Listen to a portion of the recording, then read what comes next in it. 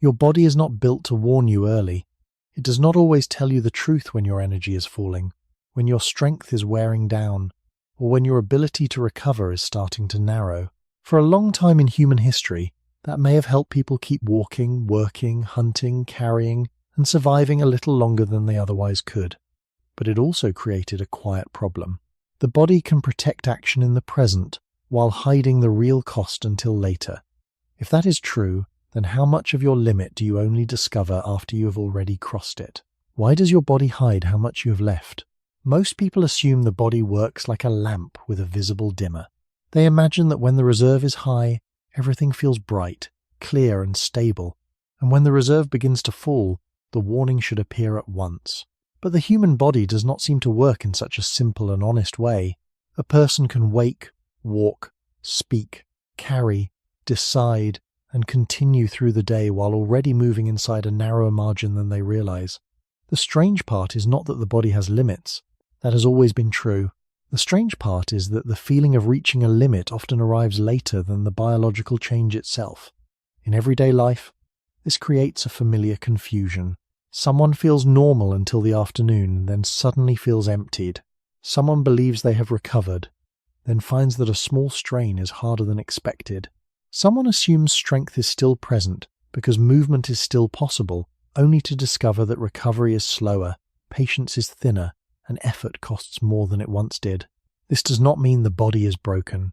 It may mean the body is not designed to report itself in the way modern people often expect. For most of human history, the starting point of human life was not comfort, constant food, stable sleep, and protected indoor routine. It was uncertainty. Movement was often necessary. Rest was uneven. Hunger could rise and fall. Heat, cold, distance, infection, and physical labor were not unusual interruptions but recurring parts of life. In such a world, a body that announced every loss too early might not always serve survival well.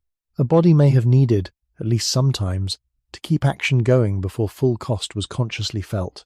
That does not require deception in a dramatic sense. It only requires that sensation be delayed, filtered, or translated in a rough and practical way rather than a perfect one. The body does not hand the mind a clear ledger. It offers signals. Those signals may be enough to guide behavior, but not enough to reveal the exact state of the reserve underneath. This gap matters because modern people often trust feeling more than process. If the body does not feel depleted, many assume depletion is not yet real. If pain is absent, they assume damage is absent. If they can still perform, they assume the margin remains wide. But performance and reserve are not identical. A bridge can still hold weight while carrying less safety than before. A fire can still burn while using the last of its dry wood. Human biology may work in a similar way. The outward function can continue while the quieter capacities beneath it are already being reduced. This is one reason the title question matters. It is not asking whether the body has limits. It is asking why the body can continue to feel usable while part of what supports that usability is already being spent. That question becomes even more important when we remember where human life began. Our species did not emerge in a world where the goal was to preserve perfect comfort from morning to night. It emerged in environments where staying active long enough to finish a task could matter more than receiving an early and precise internal report. Seen from that longer human background, the body starts to look less like a truthful narrator and more like a careful manager of incomplete information. It lets enough reach awareness to keep a person moving through the present, but not always enough to reveal how much of tomorrow may already be involved. And once that possibility is taken seriously, the familiar feeling of being fine becomes harder to trust in the simple way many people have been taught to trust it. That is where the real question begins. Not in obvious collapse, but in the wide and quiet territory before collapse, where the body is still functioning, still speaking softly, and perhaps already withholding the full size of what has been used up. A large part of the confusion begins with a very modern expectation that the body should behave like an instrument panel.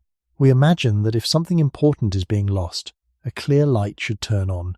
If recovery is slowing, if strain is accumulating, if strength is becoming more expensive to use, then surely the body should tell us in plain language. But the body seems to work more like weather than like machinery. change can be real before it is obvious. A shift can begin quietly, gather in the background, and only later become something the mind can clearly name. This helps explain why people are often surprised by their own limits. They do not usually meet those limits at the first moment of change. They meet them later, after smaller changes have already been allowed to pass without strong alarm. That delay is easy to miss because human beings tend to judge themselves by what they can still do. If they can still climb the stairs, finish the task, carry the weight, stay awake, answer the question, and make it through the day, they assume the body is still in roughly the same condition. Yet this way of judging the self is shallow in a biological sense. It notices visible output, but it does not automatically reveal the cost of producing that output. A person may still be able to perform while drawing from a narrower reserve, recovering more slowly afterward, or giving up a little more of tomorrow in order to keep today intact. This is not a rare exception. It may be close to the normal human condition. For most of our species' history, the body was not shaped in quiet rooms with regular schedules and soft opportunities to pause whenever the first sign of discomfort appeared. Human life began in repeated contact with distance, uneven effort, interrupted rest, changing temperature, uncertain food, and physical tasks that did not always stop because the body would have preferred an earlier stop. In that deeper setting, what mattered was not perfect inner transparency. What mattered was whether the organism could continue long enough. This does not mean the body ignored danger. It means that warning and usefulness had to coexist. If every small decline arrived in consciousness with full clarity, action itself could become harder to sustain. So the body appears to operate through something less exact and more practical. It lets the mind feel enough to regulate behavior, but not enough to make human self-knowledge complete. This is why the early stages of depletion can feel so ordinary. The person is not yet in collapse. They are still within function. They may even feel competent, but function is not the same thing as fullness. A spring can still release water even when the level beneath it is lower than it once was. A settlement can still continue daily life, while its stored grain is becoming thinner. In the same quiet way, the body can maintain outward continuity while inward margins shrink. Once we look at human life through this longer historical lens, the central question changes shape. The mystery is no longer why people sometimes push too far. The deeper mystery is why the body so often allows them to believe that what remains is equal to what is being spent. That pattern is not necessarily a flaw in design. It may be part of an older bargain written into the human condition from the beginning. Better to preserve useful action in the present than to deliver perfect honesty about cost at every moment. But the price of that bargain is familiar. Many people only understand the size of a limit after crossing it. They recognize the narrowing of strength only after recovery lengthens, the thinning of energy only after steadiness breaks, and the loss of resilience only after ordinary effort begins to feel unexpectedly heavy. So the body's silence is not empty silence. It is a managed silence, one shaped by a long history in which continuing mattered even when clear awareness lagged behind the truth of what was already being used. There is another reason this problem is so difficult to notice. The body does not present its condition as a single truth. It presents fragments. A person may still feel mentally sharp, while physical recovery is already slowing. They may still feel physically capable while sleep has become less restorative than before. They may still complete ordinary tasks while their tolerance for strain, cold, hunger, noise, or interruption has quietly narrowed. Because these changes do not always arrive together, the mind can mistake partial function for overall stability. This is a very human mistake. We often take the part of ourselves that is still working and let it speak for the whole. If attention is intact, we assume the body is intact. If movement is still possible, we assume the reserve is still deep. If the day can still be completed, we assume little has been lost. But the body is not one simple measure.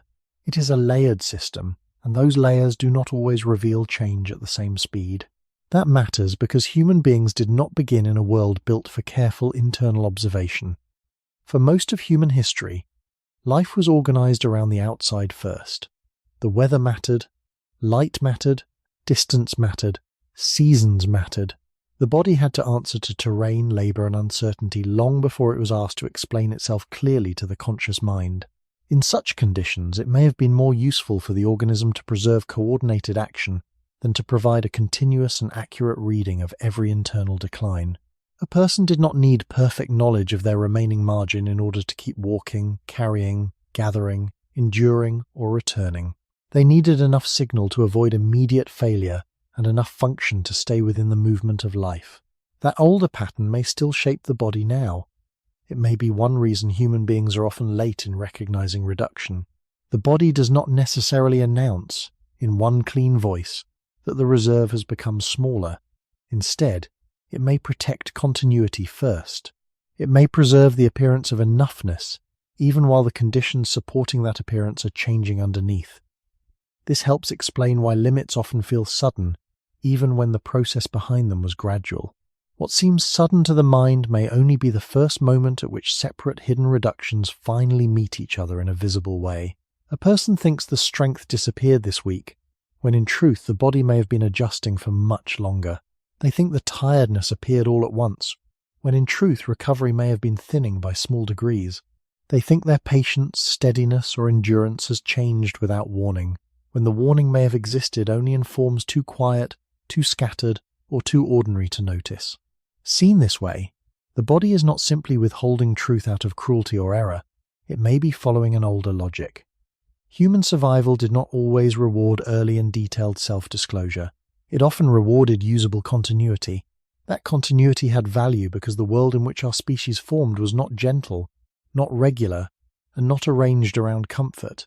A body that could still function under imperfect conditions, even without full conscious clarity, may have been better suited to that world than one that stopped the person at every early sign of strain. The difficulty for modern people is that this same inherited pattern can make the self feel more secure than it is.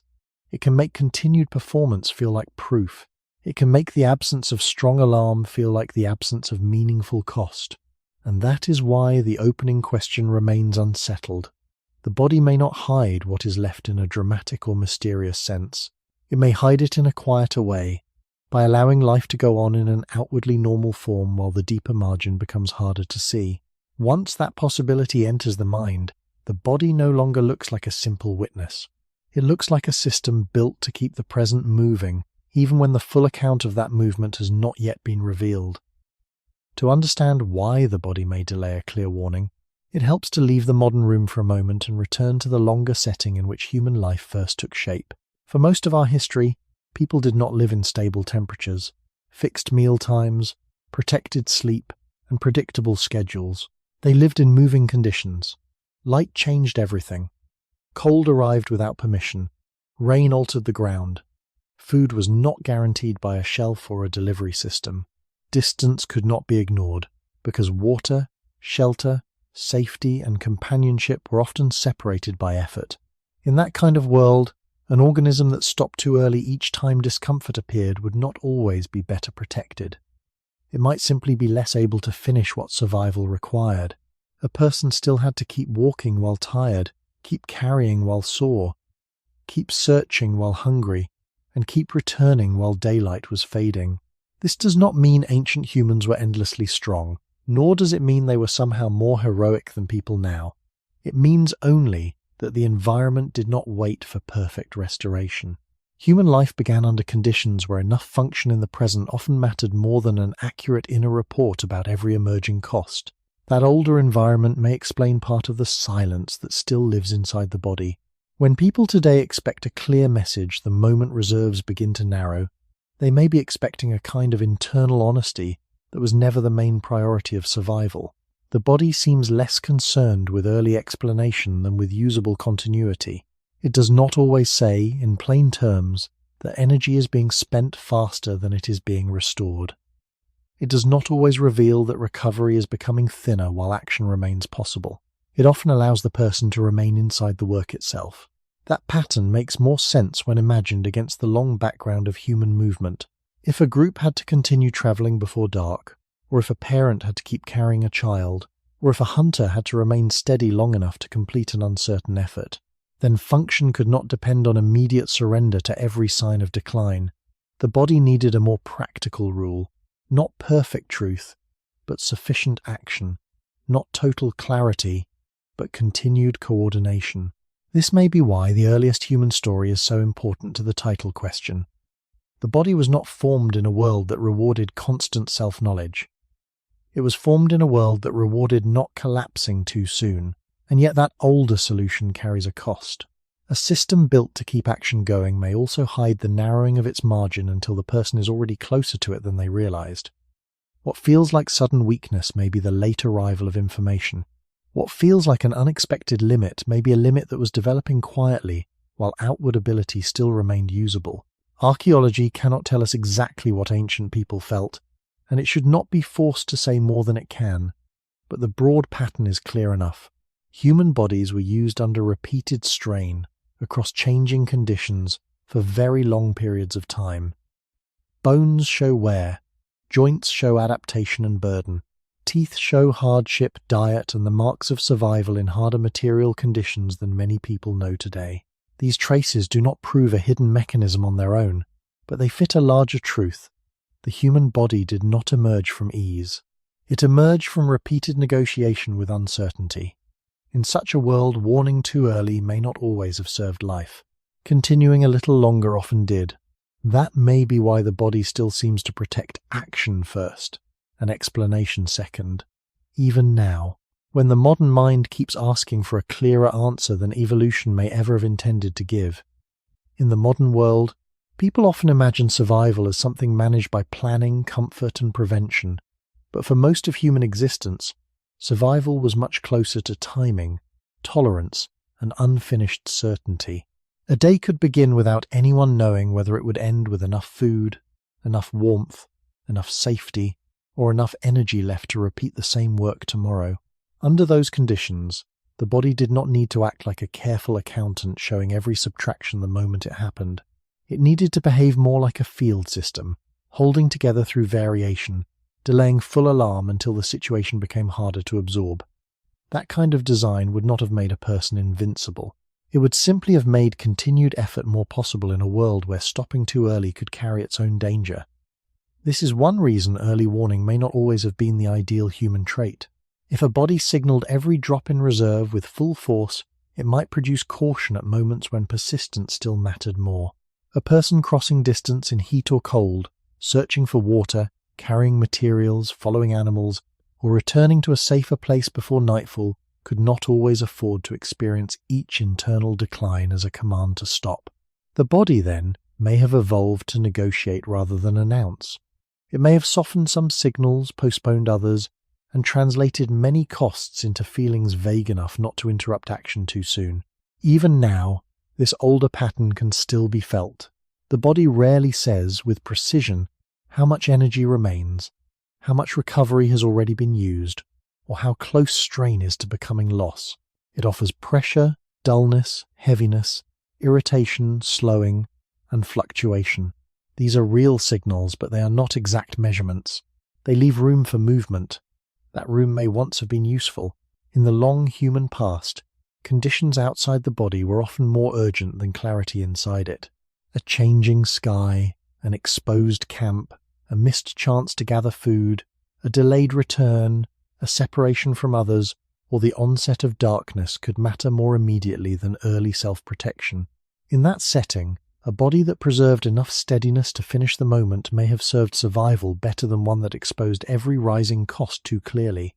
None of this means suffering was harmless, or that the body always made wise decisions. It only suggests that evolution did not necessarily favor perfect self-disclosure. Natural selection does not build for truth in the abstract. It builds through what remains workable often enough. And what remained workable for humans was not a life of constant internal clarity. It was a life of adaptation under unstable conditions. That instability matters because it shaped the relationship between sensation and action.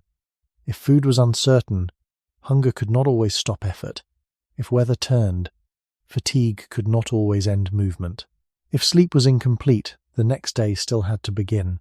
Over many generations, the human organism may have been shaped less by the ideal of feeling everything accurately and more by the necessity of continuing despite incomplete restoration that does not erase the cost. In fact, the cost may be the center of the title itself. The body can make survival in the present more possible by hiding how much of the future is being consumed.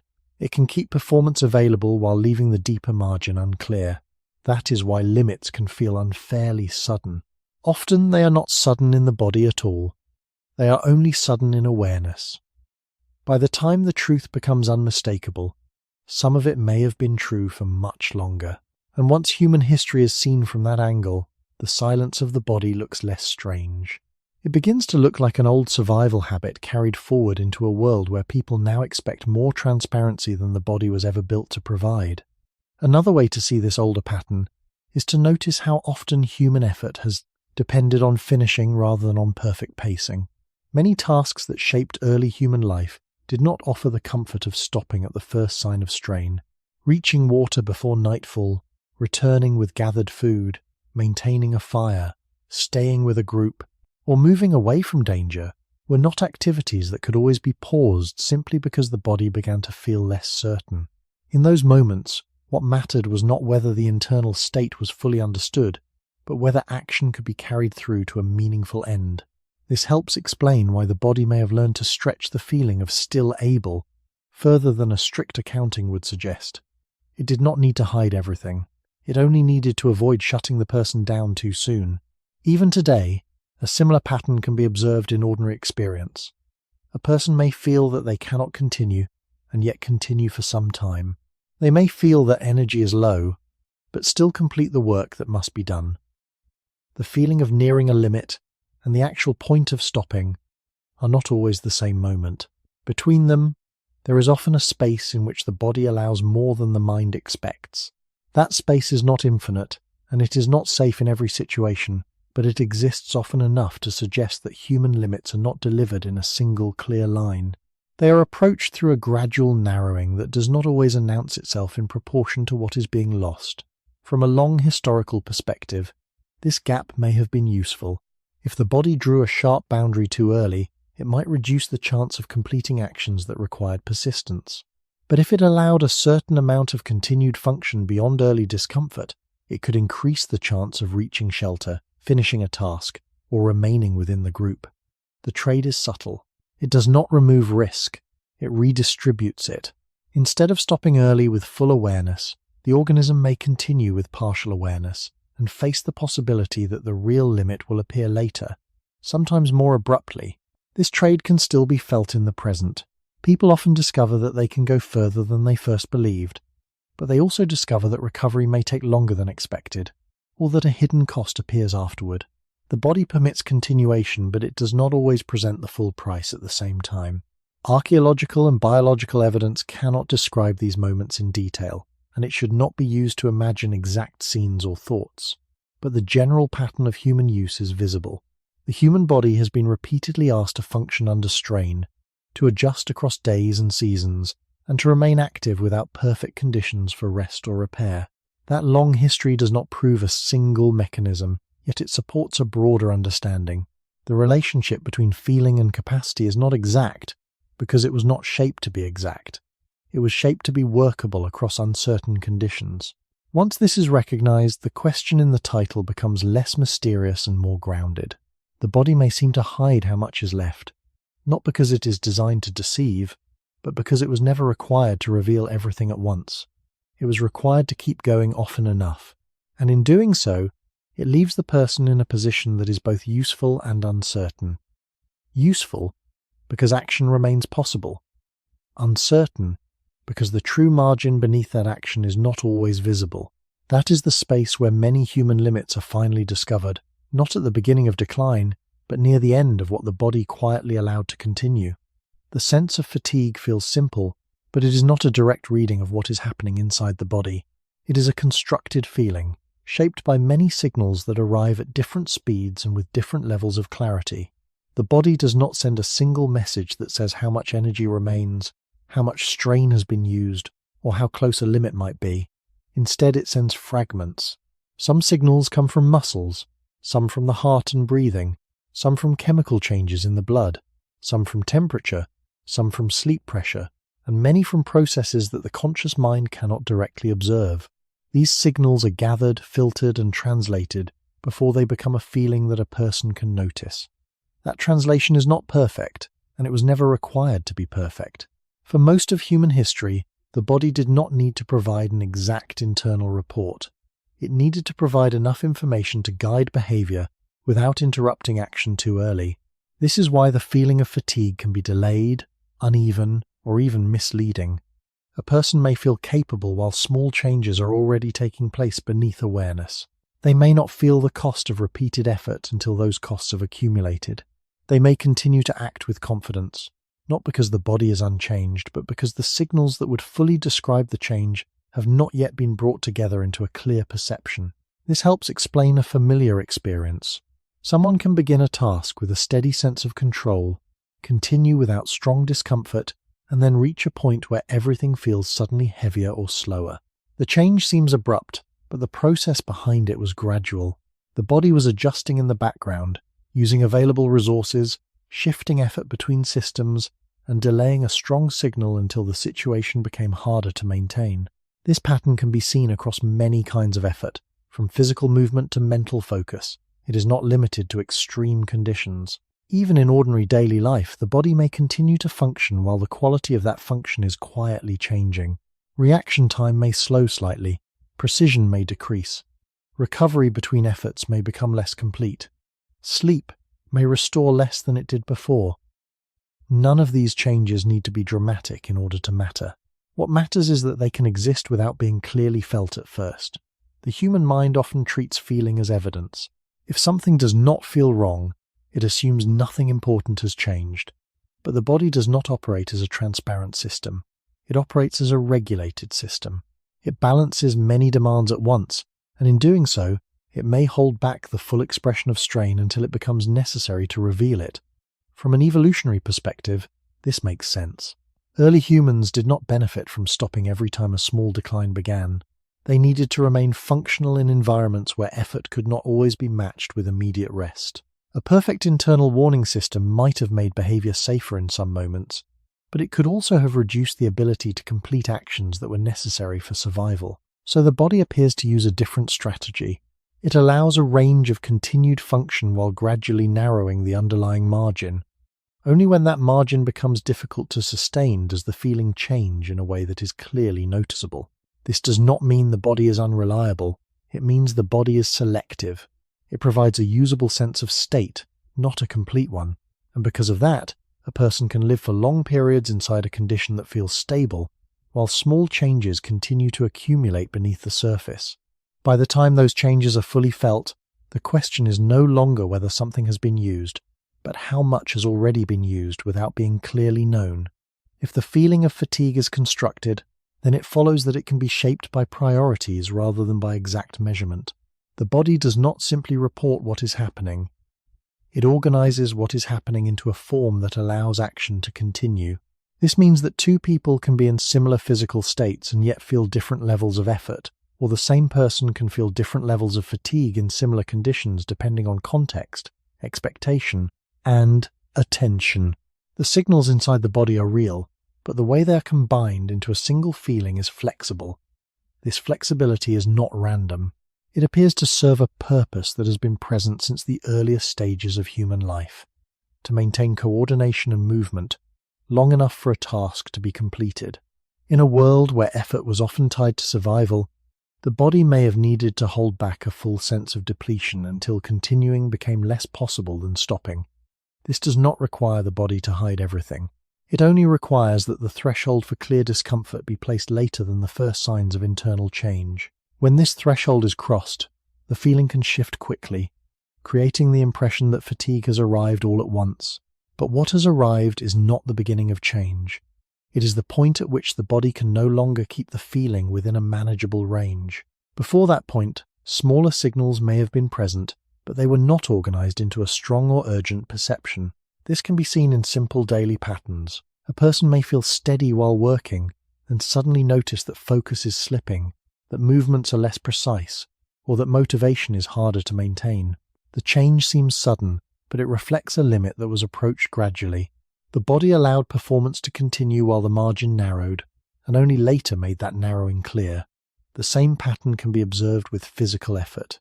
A person can walk, carry, or repeat a movement with a sense of control, and then reach a point where the same action requires much more effort. Again, the feeling changes quickly, but the underlying process has been unfolding for some time. This separation between process and perception is important because it shapes how people understand their own limits. If perception lags behind process, then awareness will often come after a portion of the available capacity has already been used. This is not an error that appears only in modern life. It is consistent with the conditions under which the human body developed. Early human environments did not favor constant self-monitoring. They favored responsiveness to the outside world. The body had to manage internal resources while attention remained directed toward movement, tools, other people, and changing conditions. In such a setting, a delayed and smoothed perception of fatigue could help maintain stability in behavior. It could prevent small fluctuations from interrupting necessary action, but this also means that the feeling of being fine does not necessarily indicate that nothing has been spent. It may only indicate that the body is still able to keep the feeling within a range that allows continuation. Beneath that range, resources may be shifting, accumulating cost, or becoming less available for recovery. This does not make the body untrustworthy. It makes the body incomplete as a source of immediate truth. It gives enough information to act, but not enough to fully understand the cost of that action in real time. That is why the question in the title continues to deepen. The body does not hide everything, but it does not reveal everything either. It shapes perception in a way that supports function first, and only later allows the full weight of what has been used to become clear.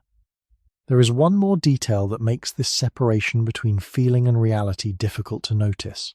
The body is not only translating signals, it is also comparing them to what it expects. This expectation is built from recent experience, from habit, from sleep, from food, from repeated patterns of effort, and from the conditions a person has been living in for some time. Because of this, the same internal state can feel different depending on what the body has become used to. If someone has been operating under strain for many days, the body may begin to treat that strain as a new normal. The signals do not disappear, but they are interpreted against a shifting baseline. This means that change can continue while the feeling of normality remains. A person may say they feel fine, but what they are actually feeling is a version of fine that has already adjusted downward. This is not a conscious decision. It is part of how the body maintains stability in perception. Without this adjustment, every fluctuation would feel disruptive, and behavior would become harder to organize. But with this adjustment, something else becomes possible. The body can continue to function while gradually accepting a reduced state as if it were unchanged. This pattern can be seen in many ordinary situations. A person who sleeps less over several nights may not feel the full effect on the first day. They may notice only small changes, or none at all. But as the pattern continues, attention, mood, and recovery can begin to shift. Because the change happens gradually, the mind adapts to it. The person may not recognize the extent of the difference until they return to a more rested state and notice how different it feels. The same can happen with physical effort. Repeated strain can become familiar, and familiarity can make it feel manageable even when the underlying cost is increasing. This does not mean the body is ignoring the cost. It means the body is maintaining a stable sense of self in the presence of that cost. From a long historical perspective, this ability to adjust perception may have been useful. Human life did not unfold in fixed and comfortable conditions. It required flexibility. A person who could continue to act under changing circumstances without being constantly disrupted by every internal variation would be better able to remain part of the group, complete necessary tasks, and adapt to the environment. But this flexibility has a side that is less visible. If perception adjusts to match ongoing conditions, then awareness of decline can be delayed. The body may continue to present a sense of normality even as capacity is narrowing. This is another way in which the body can seem to hide how much is left. It does not need to suppress all signals. It only needs to shift the reference point against which those signals are judged. Once the reference point moves, the same level of strain can feel ordinary. And when something feels ordinary, it rarely invites careful attention. The result is a quiet accumulation. Small changes add to other small changes, each one accepted as part of the current state. Only when the accumulation reaches a level that cannot be absorbed does the feeling change in a way that becomes clear and difficult to ignore.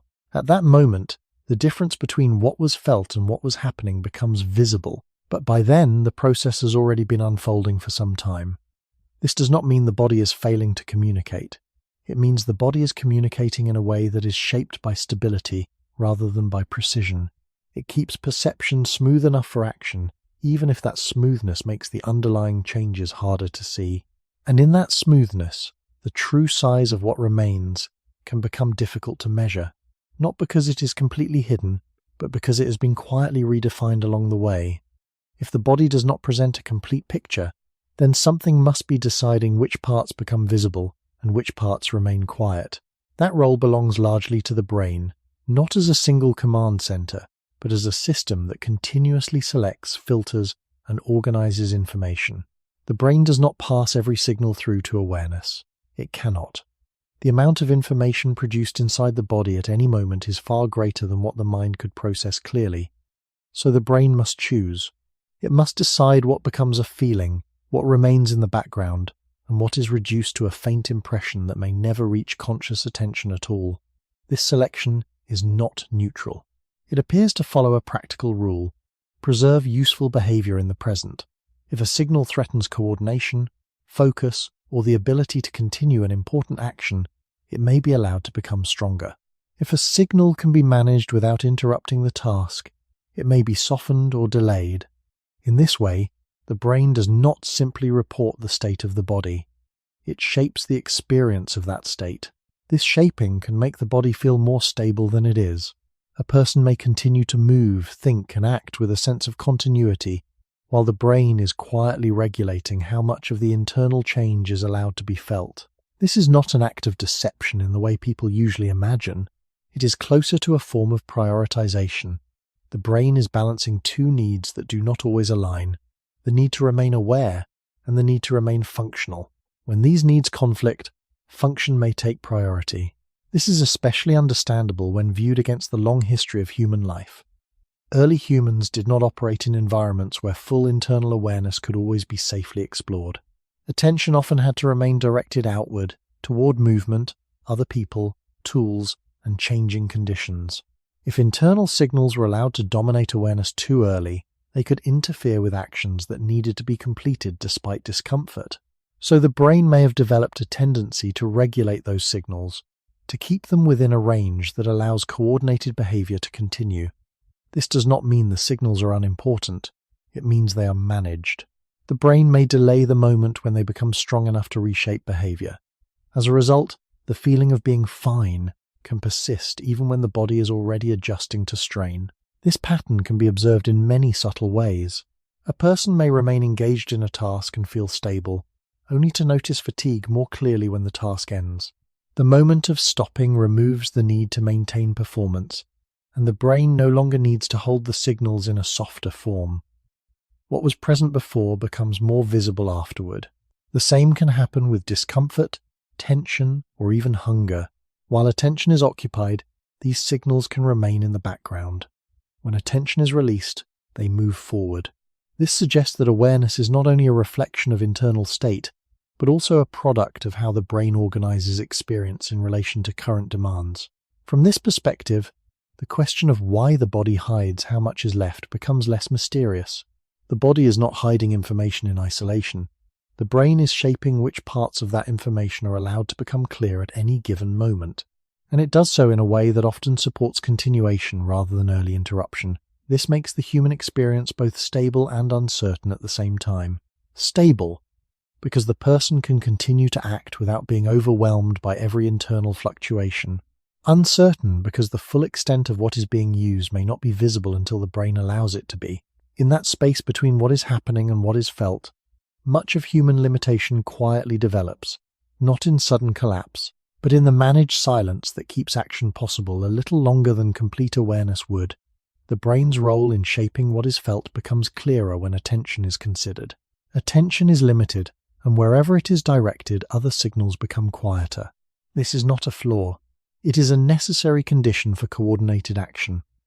If every internal sensation were equally loud, the mind would struggle to focus on anything outside the body. For most of human history, attention had to remain oriented toward the environment. Movement across uneven ground, The presence of others, the use of tools, changes in light and temperature, and the timing of daily tasks all required a steady outward focus.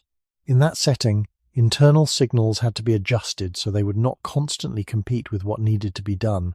The brain appears to manage this by placing many bodily signals into the background when attention is occupied. A person can be engaged in a task and feel relatively stable, not because nothing is changing, but because the brain is reducing the prominence of those changes. When the task ends, or when attention relaxes, the same signals can become more noticeable. This shift is familiar in quiet moments. After stopping, the body can suddenly feel heavier, more tired, or more strained than it did during activity. The change can seem abrupt, but it reflects a difference in how the brain is allowing signals to enter awareness. This pattern suggests that awareness is not simply a mirror of internal state. It is an arrangement, shaped by what the brain considers most important at that moment. In environments where continued action mattered, this arrangement would favor stability and behavior over early interruption. A person who could keep attention on the path, the group, or the task, even while internal resources were being used, would be more likely to maintain coordination. The brain, then, may reduce the intensity of certain signals while action is still required.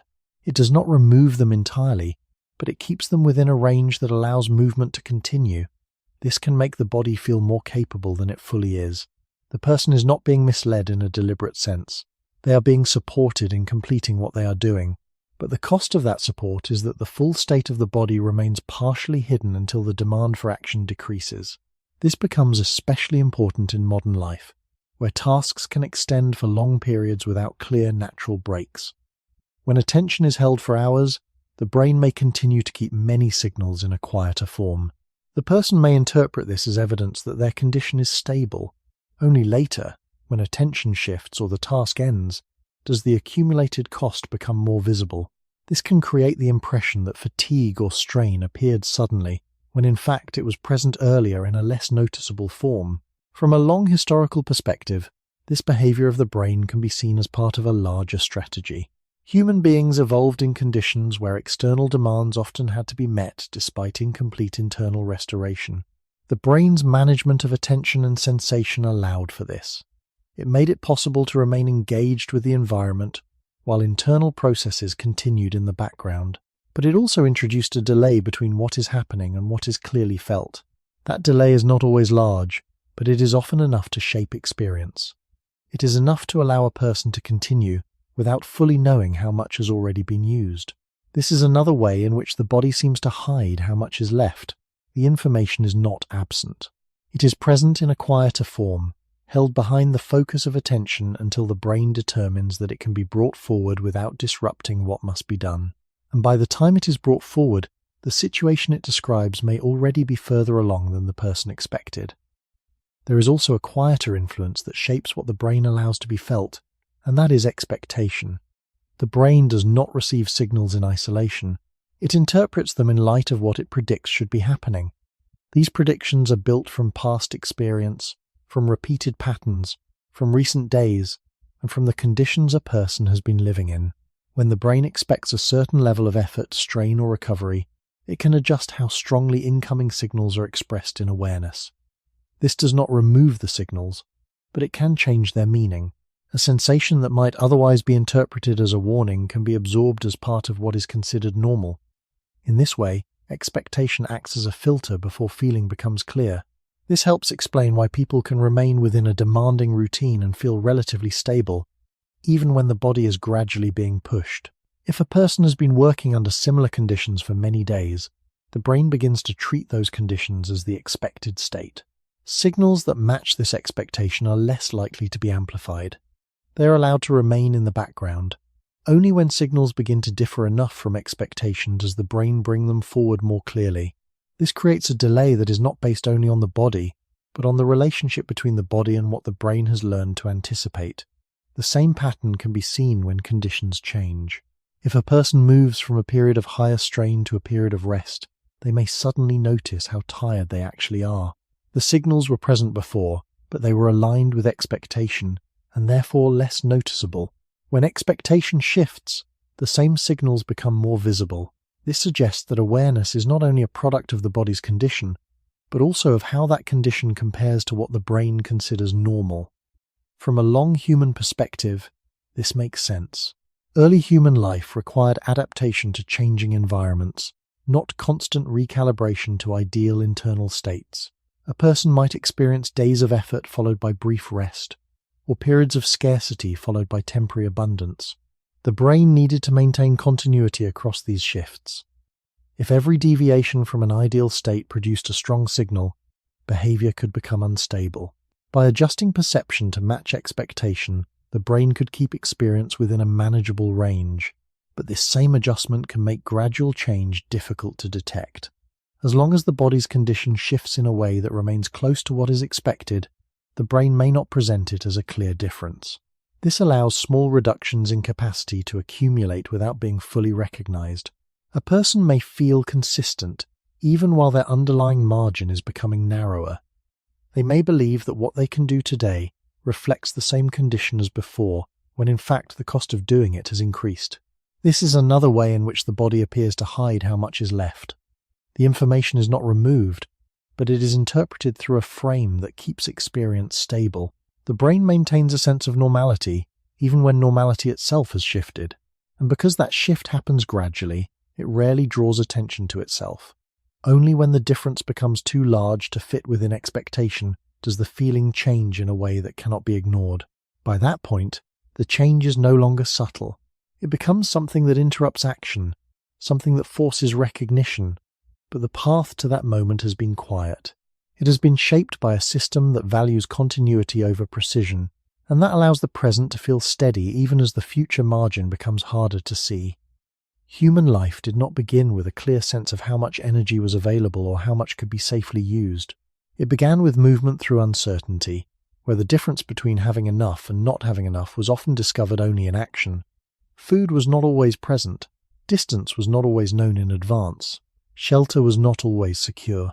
In such conditions, the body could not rely on a precise internal meter to decide when to begin and when to stop. It had to operate with a different kind of understanding, one that allowed use before full knowledge. This is where the idea of stored energy becomes important. The human body carries reserves in various forms, but it does not present those reserves as a visible number. It does not say how much can be spent today without affecting tomorrow. Instead, it allows a person to draw from those reserves while providing only partial signals about how much is being used. This partial visibility may have been necessary in a world where hesitation carried its own cost. If a person waited for complete certainty before acting, they might miss the opportunity to gather food, reach water, or return to safety. The body, therefore, seems to permit action under incomplete information. It allows the use of stored capacity without fully revealing the boundaries of that capacity. This creates a condition where a person can continue to act while the underlying reserve is changing. They may feel capable because they are still functioning, but the cost of that function is not fully visible. Over time, this can lead to a gradual reduction that is only noticed when it begins to affect performance more directly. This pattern is not limited to extreme situations.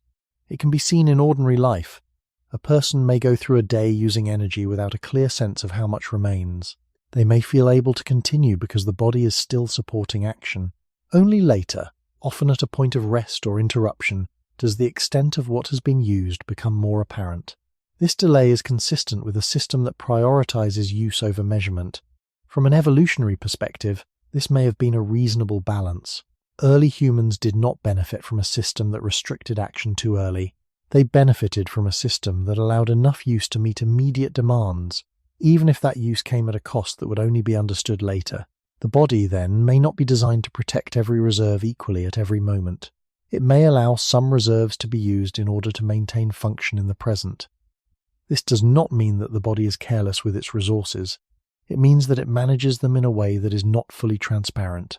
The person experiences the result of that management as a general sense of capability, not as a detailed account of what remains. This is why the question of how much is left can be so difficult to answer from feeling alone. The body does not provide a clear boundary between what is available and what is already being spent.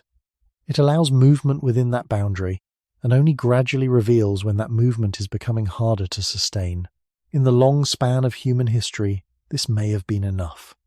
A person did not need to know exactly how much energy remained. They needed to know whether they could continue.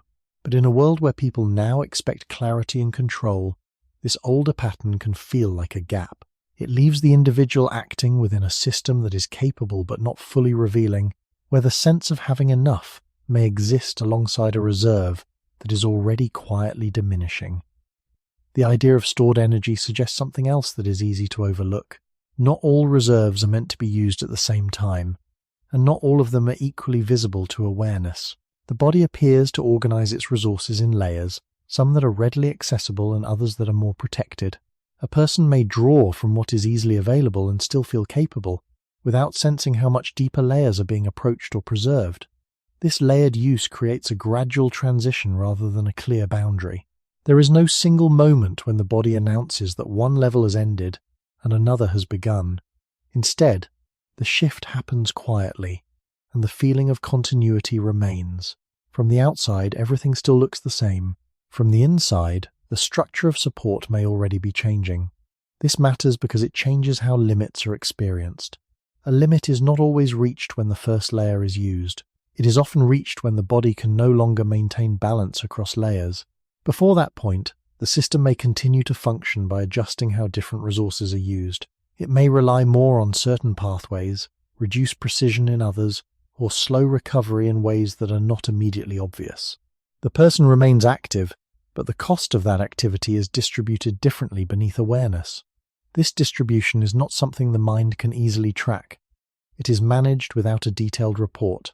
In the long human past, this would have allowed flexibility. A person could continue to act even as conditions changed, drawing from different forms of support without needing to understand each transition.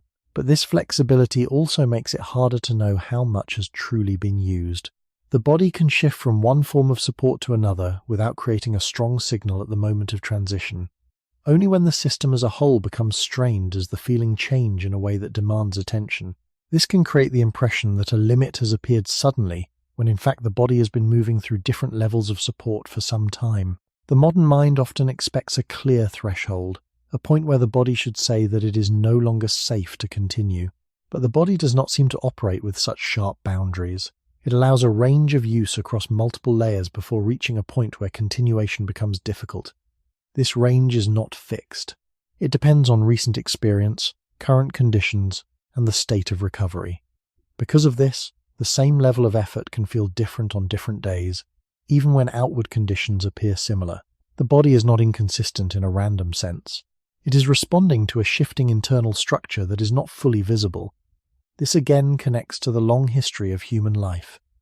Early humans did not operate with precise knowledge of their internal reserves. They operated with a sense of whether they could continue, and that sense was shaped by how the body managed its resources across layers.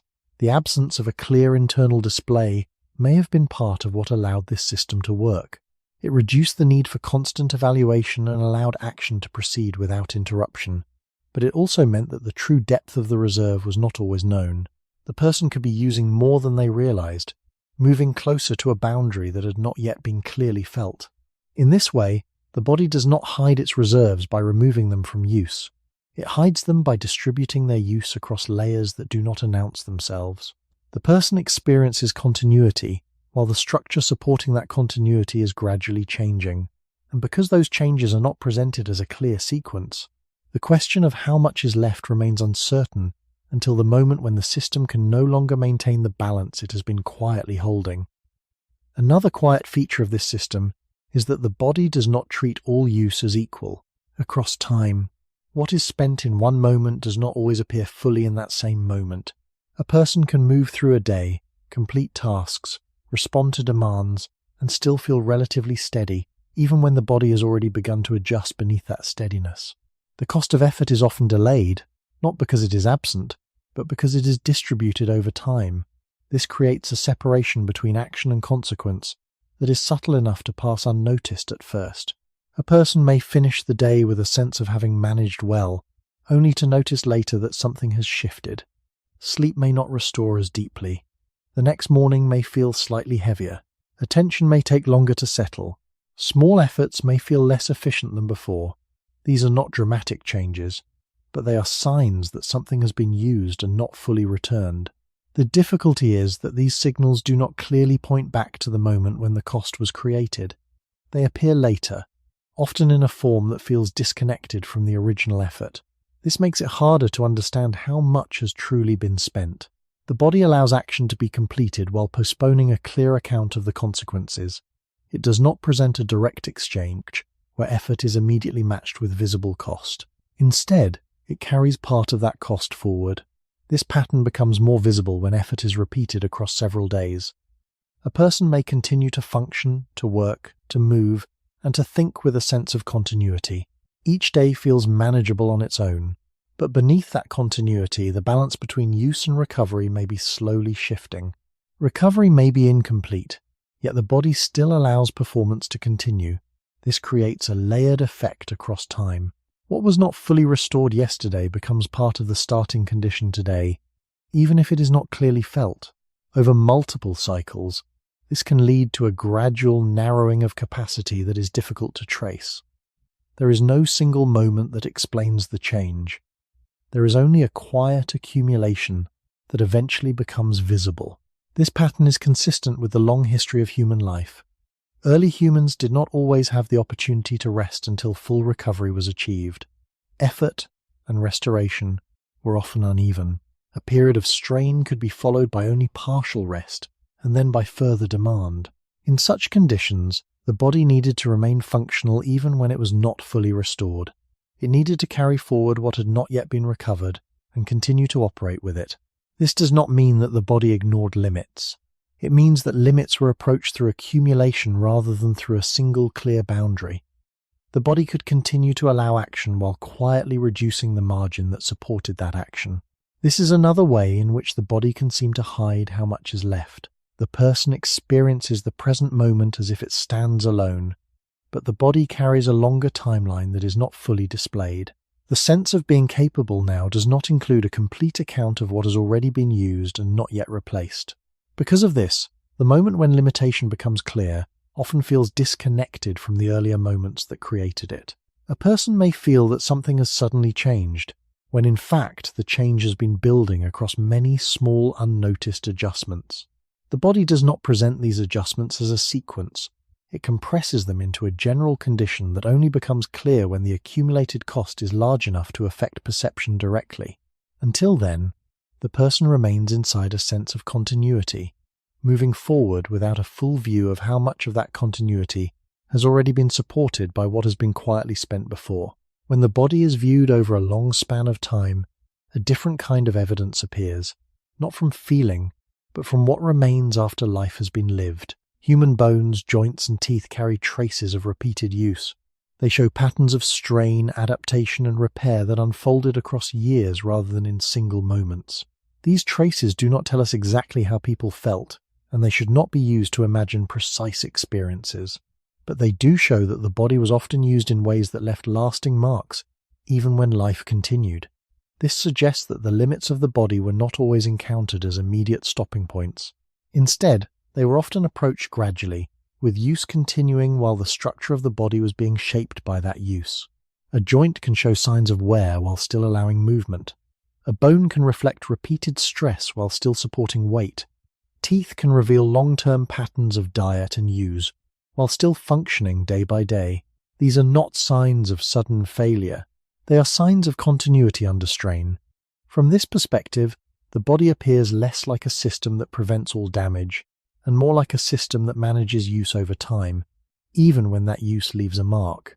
This aligns with the idea that the body does not always provide early and complete warning. If it did, the pattern of long-term wear might look different. Instead, the evidence suggests that the body often allowed activity to continue while gradually absorbing the cost. This does not mean that ancient humans were unaware of discomfort or injury. It means that the presence of discomfort did not always result in immediate cessation of activity. Life required continuation, and the body appears to have supported that continuation even when conditions were not ideal.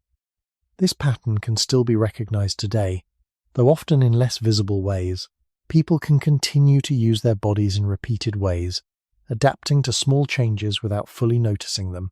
Over time, these changes can become more apparent, not as a single event, but as a shift in how the body responds. Movement may become less smooth, recovery may take longer, certain actions may require more effort. These are not always experienced as clear warnings at the beginning. They are often recognized later, when the accumulation becomes harder to ignore. The archaeological record, in its quiet way, reflects this same kind of accumulation. It shows bodies that were used, adjusted, and sometimes burdened over long periods. It does not show a system that stopped at the first sign of strain. Instead, it shows a system that continued, often carrying the effects of that continuation. This supports a broader understanding of the body's behavior. The body may not hide its limits by removing them from experience. It may hide them by allowing experience to continue while those limits are being approached. The person feels capable because they are capable in that moment. But the conditions supporting that capability are not static. They are being shaped by use, often in ways that are not immediately visible.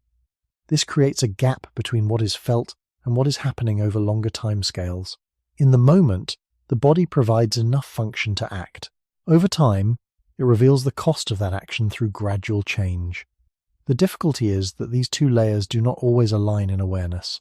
A person lives within the immediate layer, where action is still possible, while the longer layer develops quietly beneath it. By the time the longer layer becomes clear, the process that formed it has already been underway for some time. This is another way in which the body seems to conceal how much remains. Not by withholding all signals, but by allowing the visible function of the present to continue while the deeper structure of the body records a different, slower account of what has been used. If the body can continue while leaving traces over time, then another question appears. Why are those traces not always felt as they form? The answer seems to lie in how slowly many changes develop. The body does not move from one state to another in a single step. It shifts in small adjustments that are often too subtle to be noticed in isolation. A joint may experience repeated load day after day, but each individual moment of use may feel ordinary. A surface may change slightly, a movement may adapt, a pattern may shift.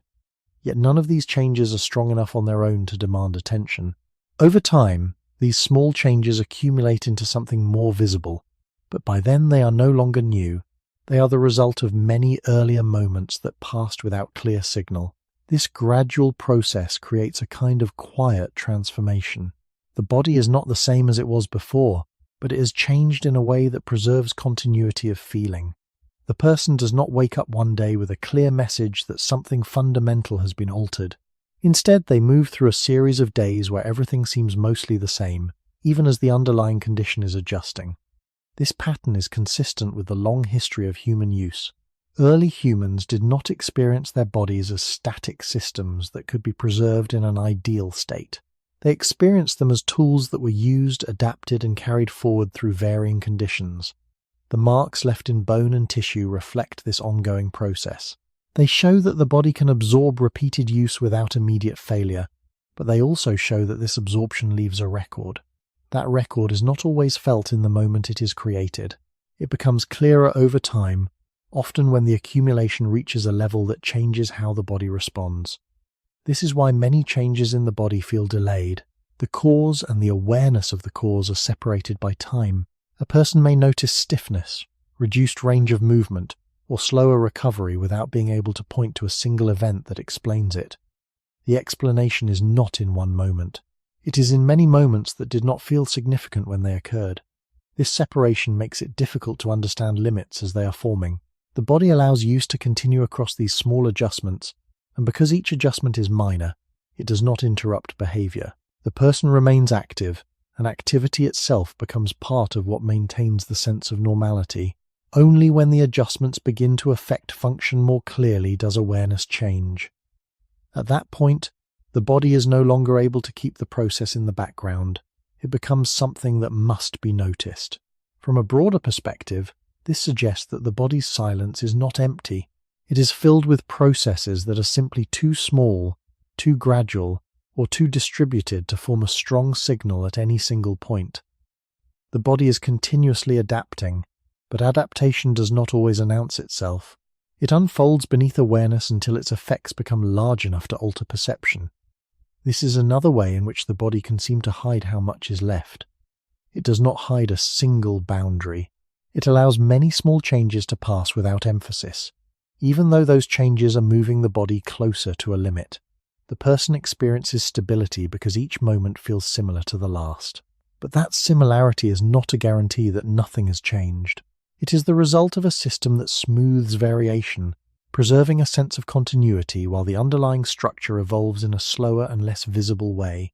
By the time the change is clearly felt, it is no longer a beginning.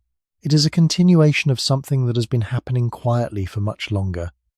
There is also a difference between what the body can tolerate and what it can fully repair, and that difference is not always felt in real time. Tolerance allows movement to continue. Repair determines what remains afterward.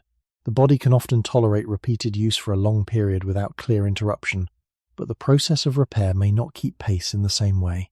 This creates a quiet imbalance. A person can continue to act within their tolerance while slowly exceeding what can be fully restored. Because tolerance is still present, there is no strong signal to stop.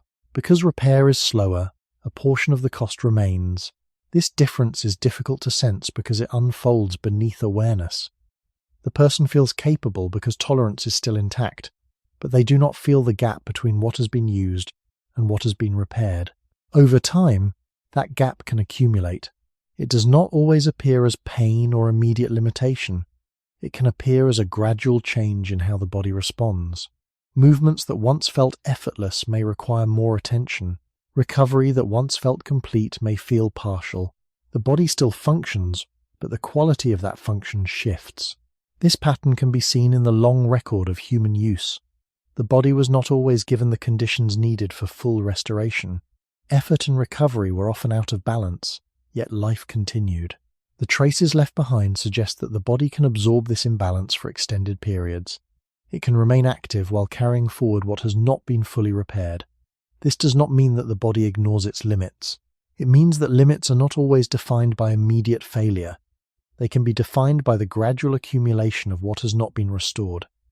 This accumulation is not always visible in the moment. It becomes visible later, when the capacity to tolerate further use begins to narrow. At that point, the body may start to signal more clearly, but the process that led there has already been unfolding. The separation between tolerance and repair helps explain why people often feel that a change has appeared suddenly. They may believe that their condition was stable until a recent moment, when in fact the body had been adjusting over a longer period.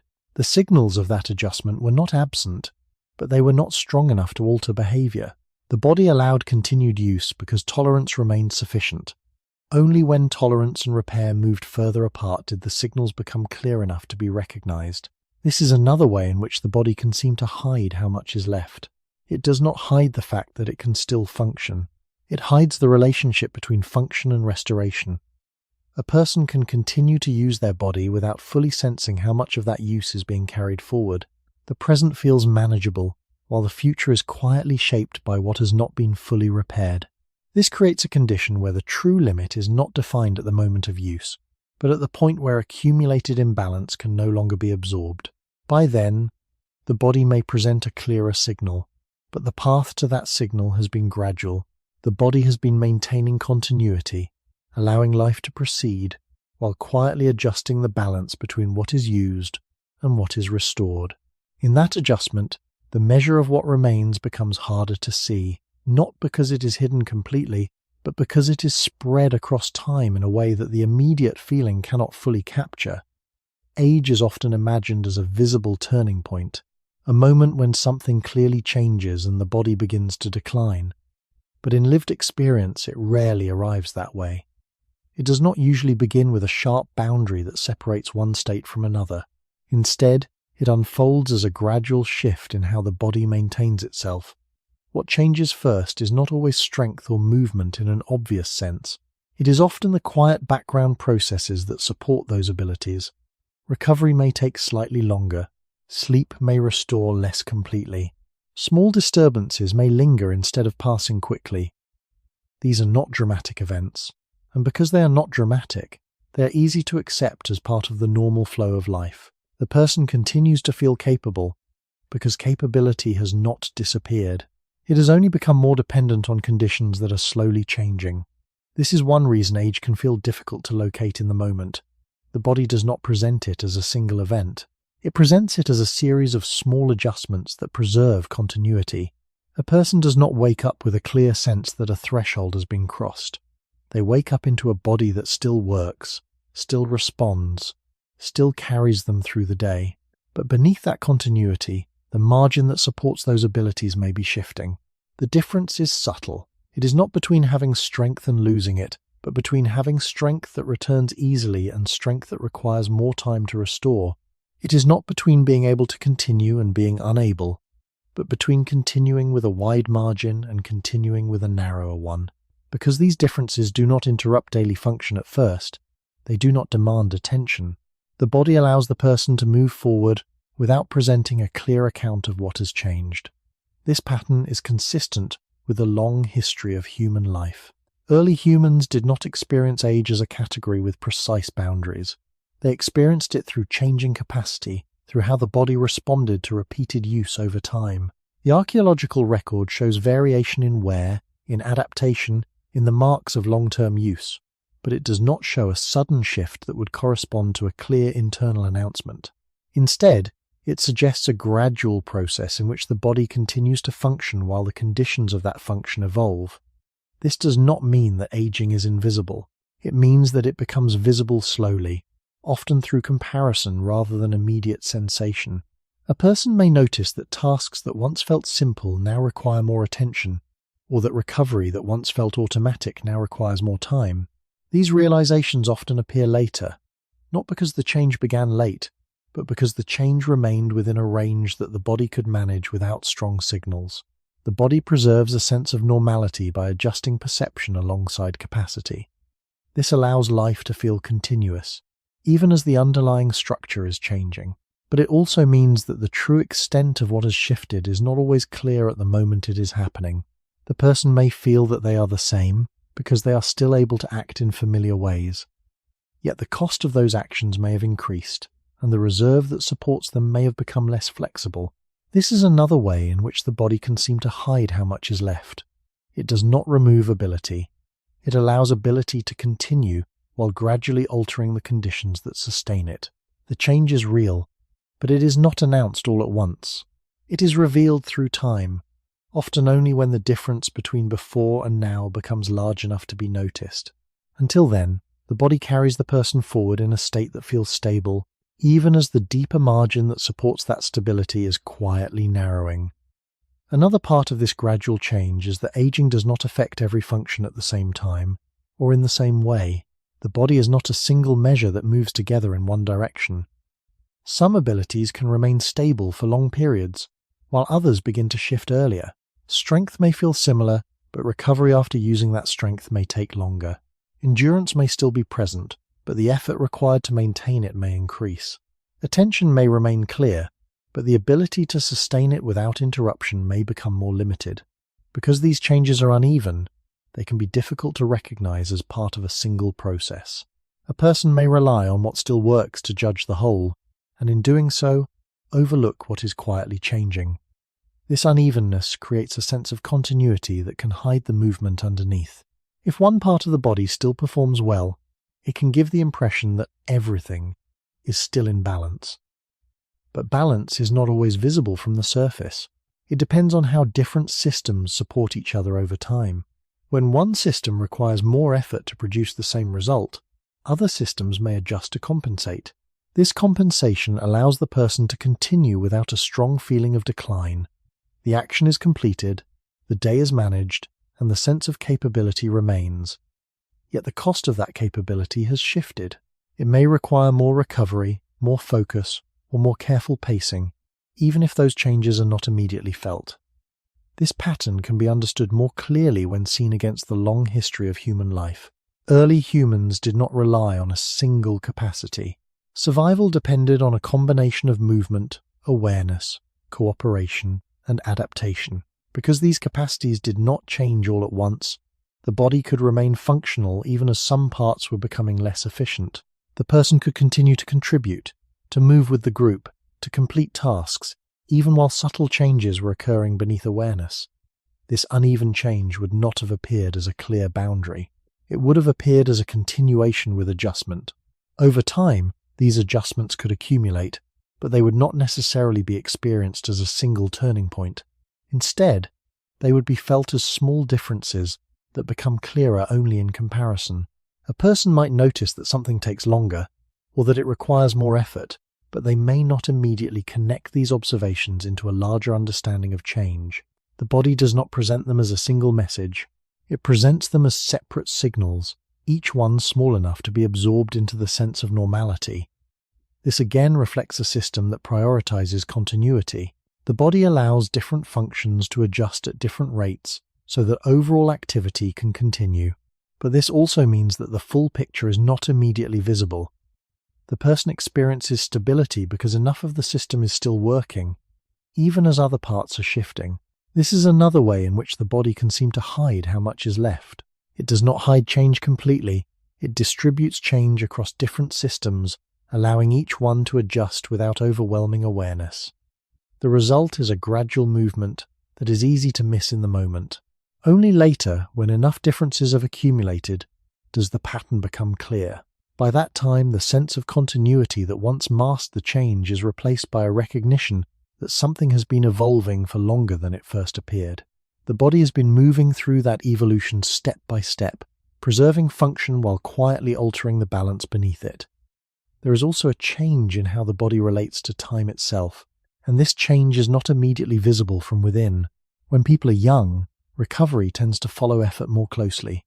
A period of strain can be followed by a period of rest that feels sufficient, and the body returns to a familiar state with little delay.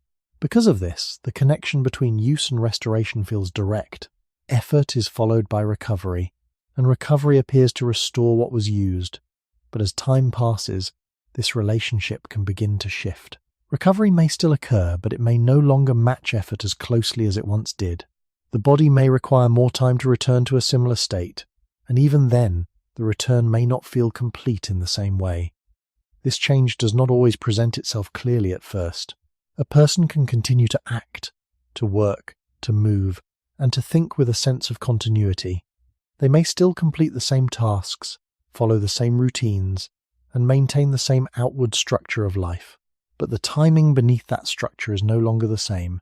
The body is operating on a slightly different rhythm, one that is less immediately visible. Because the actions remain similar, the difference in timing is easy to overlook. The person experiences the day as they always have, without a strong signal that something fundamental has shifted. This is where the body can appear to hide how much is left in a deeper sense. It is not only hiding the amount of energy or strength, it is also obscuring how long it takes to restore what has been used. If recovery is slower, then each cycle of use carries a little more forward into the next.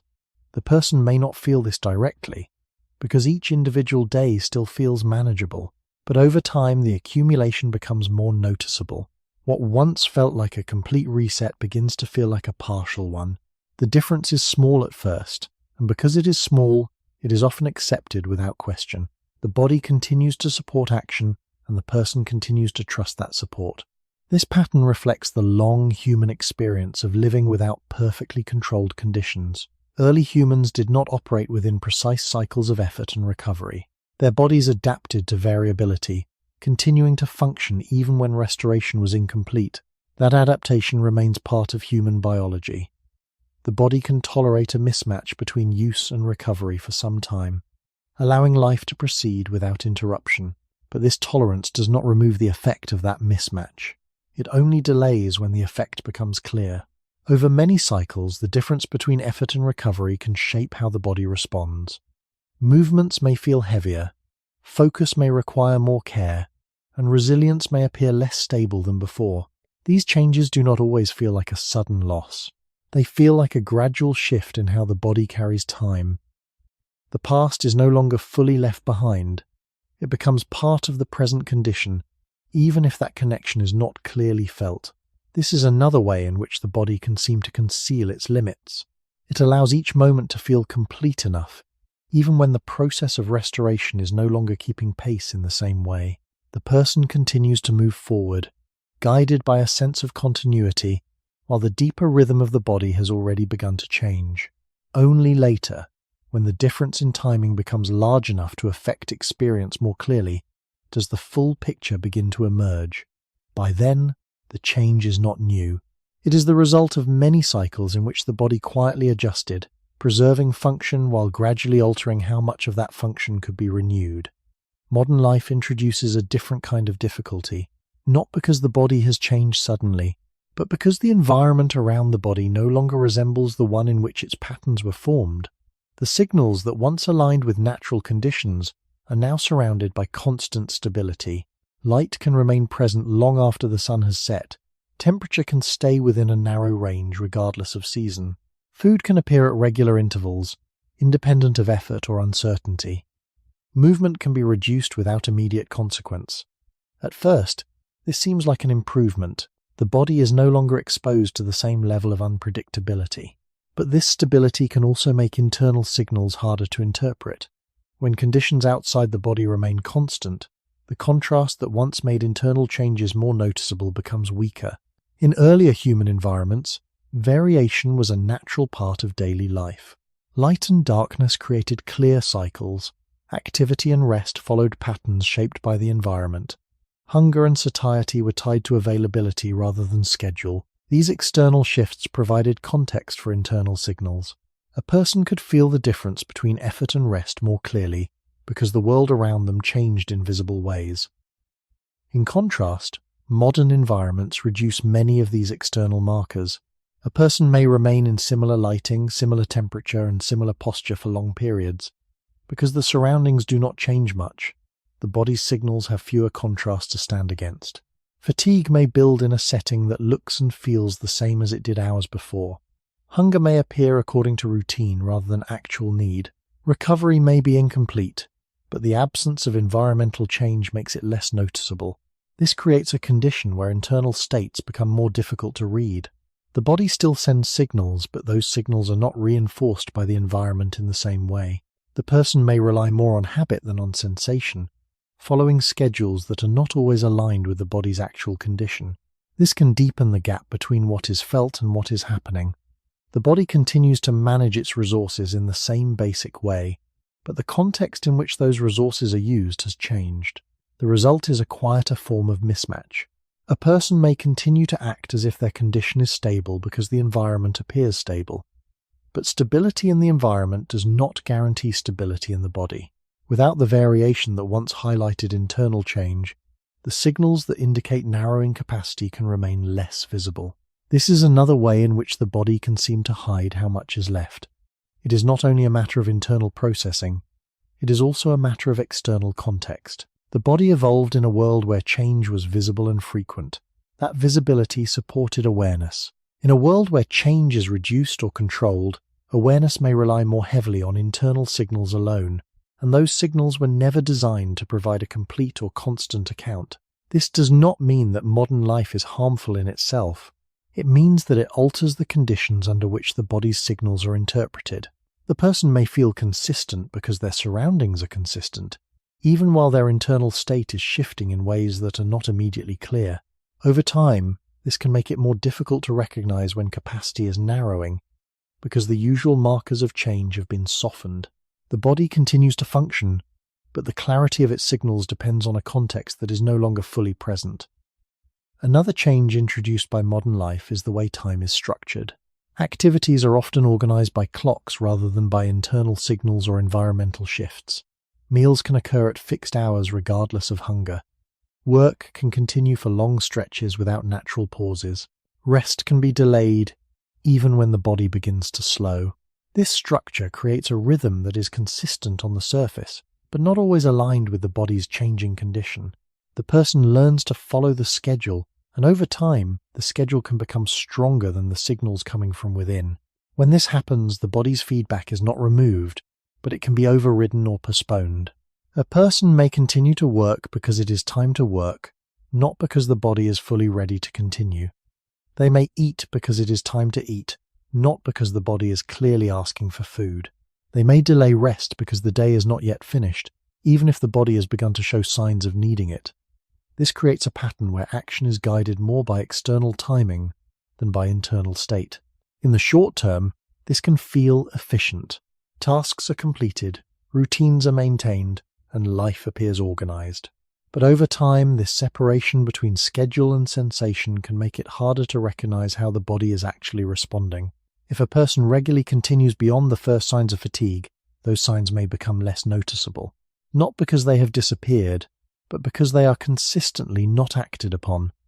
The brain, adapting to this pattern, may begin to treat those early signals as less important. They remain present, but they are given less weight in awareness. This is similar to how repeated background noise becomes less noticeable over time. The signal is still there, but it is no longer treated as something that requires attention. In this way, the structure of modern time can contribute to the feeling that the body is not clearly communicating. The signals are being produced, but they are not always being followed, and over time, this changes how they are experienced. The body continues to manage its resources, but the person's awareness of that management becomes less direct. The result is a quiet form of disconnection. A person may feel that they are functioning normally because they are meeting the demands of their schedule, but meeting those demands does not necessarily reflect the state of the body's reserves. It reflects the ability to continue within a structure that does not always adjust to internal change. This can make the body's limits appear later than they otherwise would. The person continues until the signals become strong enough that they can no longer be ignored. By that point, the gap between use and recovery may already be larger than expected. From a broader perspective, this pattern contrasts with the conditions in which human biology developed. Early human life was shaped by cycles that were not strictly controlled. Activity and rest were influenced by light, weather, availability, and immediate need. The body's signals were more closely tied to these conditions, and action often followed those signals more directly. In contrast, modern schedules create a fixed framework that can continue regardless of how the body is adjusting. This does not mean that schedules are harmful. It means that they can mask internal variation. The body continues to operate as it always has, but the context in which its signals are interpreted has changed. As a result, the question of how much is left becomes harder to answer, not because the body is silent, but because its voice is being filtered through a system that does not always pause to listen. There is also a quieter effect that comes from how little variation remains in many modern environments. The body evolved in conditions where effort changed naturally across the day and across the seasons. There were periods of movement and periods of rest, shifts in temperature, differences in terrain, and changes in the availability of food. These variations did not always feel comfortable, but they created a rhythm in which the body's signals could rise and fall in relation to real changes outside. In contrast, modern life often compresses experience into a narrow range. A person may sit for long periods, remain in similar postures, and move through spaces that are controlled and predictable.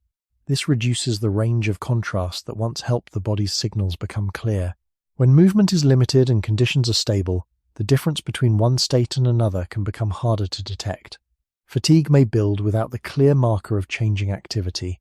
Discomfort may appear in a diffuse way rather than in response to a specific shift. Because there is less variation, there are fewer moments that clearly separate one state from another. This can make the body's signals feel less precise, even when they are still present. Another aspect of this reduced variation is that many forms of effort are now more mental than physical. The body can remain relatively still while attention is sustained for long periods. This creates a different kind of strain, one that does not always produce strong physical signals at first. A person may feel capable of continuing because the body is not being challenged in a way that produces immediate fatigue in muscles or breath. But maintaining attention, making decisions, and processing information also require energy. The signals associated with this kind of effort are often more subtle. They may appear as a gradual decline in clarity, a sense of restlessness, or a quiet difficulty in maintaining focus. These are easy to overlook, especially when the environment does not change. The person remains in the same place, performing the same type of task, and the gradual shift in internal state can blend into the background. Over time, this can lead to a situation where the body is working in a narrower margin than the person realizes. Because the environment does not provide strong cues for change, the person may rely on the absence of obvious discomfort as a sign that everything is stable. But stability in feeling does not necessarily reflect stability in capacity. The body may be adapting, reallocating effort, or drawing from reserves in ways that are not immediately visible. This again reflects the broader pattern that has been present throughout human history. The body allows continuation in the present, even when the full condition is not clearly revealed. In earlier environments, variation helped bring that condition into awareness. In modern environments, the lack of variation can keep it hidden for longer. This does not mean that the body has become less responsive. It means that the signals it produces are now surrounded by conditions that make them harder to interpret. The person continues to function, guided by a sense of normality that is supported by consistent surroundings. But beneath that consistency, the body may be moving through changes that are not clearly marked. This is another way in which the question of how much is left becomes difficult to answer. The body is still communicating, but the context that once made that communication easier to understand has been reduced. As a result, the person may move forward with confidence, not because nothing is changing, but because the signs of change are quieter than they once were. There is a quiet difference that becomes important at this point, a difference between being able to continue and having enough to continue without cost. These two states can feel similar in the moment, but they are not the same. A person can still move, still think, still complete what is required, and from that outward function, it is easy to assume that the body remains in a stable condition. But continuation does not always mean that the underlying reserve is unchanged. It only means that the body is still able to support the action at that time. The cost of that support may not be visible. This is where confusion often begins. People tend to trust what they can still do. If the task is finished, if the day is managed, if the body does not clearly refuse, then the assumption is that there is still enough. But the body does not define enough in a simple way. It allows a range of operation, and within that range, it can continue even as the margin becomes narrower. The person experiences this as normal function. The body experiences it as a shift in how resources are being used. The difference between these two perspectives is not immediately obvious. It becomes clearer only when the margin becomes too small to maintain the same level of function. This can be seen in ordinary moments. A person may continue through a period of effort and feel that everything is under control. They may not feel a strong signal to stop, and so they continue. Later, they notice that recovery is slower, that the next task feels heavier, or that the same level of effort now requires more attention. The earlier continuation did not prevent the cost. It only delayed the awareness of that cost. From the perspective of the body, this delay may be part of its normal operation. It maintains function first, and it allows the full consequence of that function to become clear later. This pattern is consistent with the long history of human life. Early humans often had to act without knowing whether their current effort was sustainable. They could not measure their reserves precisely. They could only act and then experience the result over time. In such conditions, the ability to continue, even without full knowledge of cost, could be more valuable than early caution. But this also meant that the boundary between safe use and overuse was not always clear. It was discovered through experience, often after the fact. This same pattern can still be felt now. The body allows continuation because it can, not because continuation is without consequence. The person interprets that continuation as evidence of stability, while the body may already be adjusting to the cost of maintaining it. This creates a subtle mismatch. The mind sees completion and assumes balance. The body records use and begins to adapt to it. These two processes do not always align in time. The result is that a person can feel confident in their current state, while the conditions supporting that state are already changing. This is another way in which the body can seem to hide how much is left. It does not remove the ability to act. It allows that ability to remain available, even when the margin that supports it is becoming thinner. The person lives within the ability that is still present, while the body manages the cost that is not yet fully felt. Only when the margin narrows enough to affect function directly does the difference become clear. Until then, continuation can feel like proof, even when it is only a temporary expression of a reserve that is quietly being used. There is a tendency in human thinking to treat performance as evidence of condition. If something can still be done, it is taken as a sign that the body remains in a similar state as before. This seems reasonable on the surface, because action is visible and measurable, while internal change is not. But this way of judging the body can be misleading. Performance is not a direct measure of what remains. It is a result produced by many systems working together, and those systems can adjust in ways that preserve output even when the underlying balance has shifted. A person can maintain the same level of activity while the cost of maintaining that activity quietly increases. This increase in cost is not always felt immediately. It may appear later as slower recovery, reduced flexibility, or a greater sensitivity to additional strain. In the moment, however, the person experiences continuity. The task is completed, and the completion feels like confirmation that nothing essential has changed. This is where the gap between function and reserve becomes important. Function describes what the body can do at a given time. Reserve describes how much capacity remains to support future action and recovery. These two are related, but they are not identical. The body can maintain function by drawing more deeply on its reserves, by redistributing effort, or by reducing the precision or efficiency of certain processes. These adjustments allow action to continue, but they also alter the conditions that will shape what happens next. The person may not notice these adjustments because they are not presented as clear signals. They are part of the body's internal management, not part of its outward display. Over time, this can create a situation where the person relies on function as a guide, while the reserve is gradually being reduced without clear awareness. This pattern is not new. It reflects the conditions under which human biology developed. In environments where immediate action was often necessary, the body benefited from being able to maintain function even when conditions were not ideal. It could not wait for perfect restoration or complete information. It had to act with what was available. This ability to act under incomplete knowledge allowed survival in uncertain conditions. But it also meant that the relationship between what could be done and what could be sustained was not always clear in the moment. The boundary between these two states was often discovered only after it had been crossed. This can still be observed in modern life. A person may complete a demanding period of work and feel that they have managed it well. The absence of failure during that period reinforces the belief that their condition was sufficient. But in the following days, they may notice changes that were not present before. Sleep may feel less effective, concentration may require more effort, and the body may respond more slowly to additional demands. These changes are not separate from the earlier effort. They are part of its cost. The difficulty is that the cost was not fully visible at the time it was being created. The body allowed the work to be completed, and only later revealed the effect of that completion.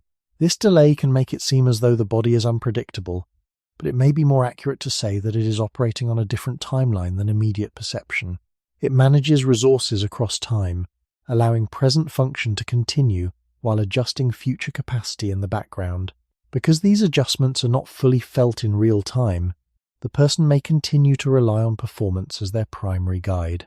They trust what they can still do, even when that ability is being supported by a narrowing margin. This creates a cycle in which continuation reinforces the belief that everything is stable, while the underlying conditions become less stable. The body does not interrupt this cycle immediately because interruption is not always necessary for action to proceed. It allows the cycle to continue until the margin becomes too small to maintain the same level of function. At that point, the difference becomes clear. Performance begins to change, and the person recognizes that something has shifted. But by then, the shift has already been in progress. The body did not hide the change completely. It revealed it gradually, in ways that were easy to overlook while action was still possible. This is why the question of how much is left cannot be answered by function alone. The ability to continue is not a full account of the body's condition. It is only a surface expression of a deeper process, one that manages use and recovery over time, without always making that management visible at the moment it matters most. There is a further layer to this difference between continuing and having enough, and it appears when the body begins to trade quality for continuity. A person can still complete the same actions, but the way those actions are carried out can change in ways that are not immediately obvious. Movements may become slightly less precise, attention may drift more easily, decisions may take a little longer, and small errors may appear more often. None of these changes are large enough on their own to force a stop. They exist within a range that the body can still manage. Because the overall task is completed, the person may not recognize that anything important has shifted. But these small changes are not random. They can be signs that the body is adjusting how it uses its resources, allowing action to continue by reducing the cost of maintaining perfect quality. This trade is subtle because it does not remove the ability to act. It changes how that ability is supported. The body may allocate effort differently, preserve certain functions while allowing others to become less stable, or rely on patterns that require less energy but also provide less precision. The result is a form of continuity that is maintained by quiet compromise. The person experiences success because the action is completed, but the conditions of that success are no longer the same. This pattern is difficult to detect because human awareness is often focused on outcomes rather than on the process that produces those outcomes. If the result is acceptable, the process is rarely examined in detail. This allows gradual changes in quality to pass without strong attention. Over time, however, these changes can accumulate. What begins as a small reduction in precision can become a broader shift in how the body performs. Tasks that once felt smooth may begin to feel uneven. Actions that once required little thought may require more conscious control. These are not signs of sudden failure. They are signs of a system that has been maintaining function by adjusting its internal balance over time. From a long historical perspective, this trade between quality and continuity may have been useful. In environments where completing an action mattered more than performing it perfectly, the ability to continue with reduced precision could increase the chance of success. Early humans did not always need perfect movements or flawless decisions. They needed actions that were sufficient to meet immediate demands. A system that allowed for this kind of flexibility could support survival under uncertain conditions. But this same flexibility also means that the body can continue to operate while its deeper capacity is changing. The person may feel that they are functioning as usual because the outward result is still achieved, yet the internal cost of achieving that result may be increasing. The body is not presenting this cost as a clear signal. It is managing it by adjusting performance in ways that remain within acceptable limits. This creates another form of delay between what is happening and what is clearly felt. The person may only become aware of the change when the adjustments are no longer sufficient to maintain the same outcome. At that point, the difference becomes visible and the sense of continuity is interrupted. But the interruption does not mark the beginning of the change.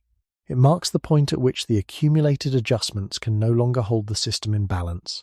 This is why limits can feel as though they appear suddenly, even when they've been developing for some time. The body has been maintaining function by trading small aspects of quality, spreading the cost across many moments, and delaying the need for a clear signal. The person moves through these moments with a sense of stability because the outcome remains acceptable. Only when the outcome begins to change does the underlying process become clear. In this way, the body does not hide limits by removing them from experience. It allows experience to continue by reshaping how that experience is produced. The person sees continuity while the body manages a gradual shift beneath it, and within that shift, the measure of what remains becomes difficult to see, not because it is absent, but because it has been redistributed across many small compromises that do not demand attention until they can no longer be sustained. If this pattern is followed back far enough, it leads to a broader question about what human biology was shaped to do. It was not shaped to provide perfect clarity about internal state. It was shaped to support survival across uncertain conditions, and survival does not require complete self-knowledge. It requires that enough individuals continue long enough. This difference matters because it changes how the body's behavior should be understood. The body does not need to explain itself fully in order to succeed. It only needs to remain workable within the range of challenges it encounters. Over long stretches of human history, this range included variability, interruption, and incomplete recovery. Under such conditions, a system that maintained action despite limited awareness could be more reliable than one that depended on precise internal reporting. The ability to continue, even without knowing exactly how much remained, could allow a person to reach safety, complete a task, or remain within the group. These outcomes were often more important than having a detailed understanding of internal reserves. Natural selection does not operate by choosing what feels most informative. It operates through what persists. If a pattern allows survival often enough, it can become part of the organism, even if it leaves gaps in awareness. The body's tendency to maintain function while limiting full disclosure of cost may be one of these patterns. It does not remove risk, but it can increase the chance of completing actions that matter in the moment. This does not mean that the body is designed to conceal limits in a deliberate way. It means that the body reflects a set of priorities that were shaped over time. Those priorities favor continuation under uncertainty rather than perfect transparency.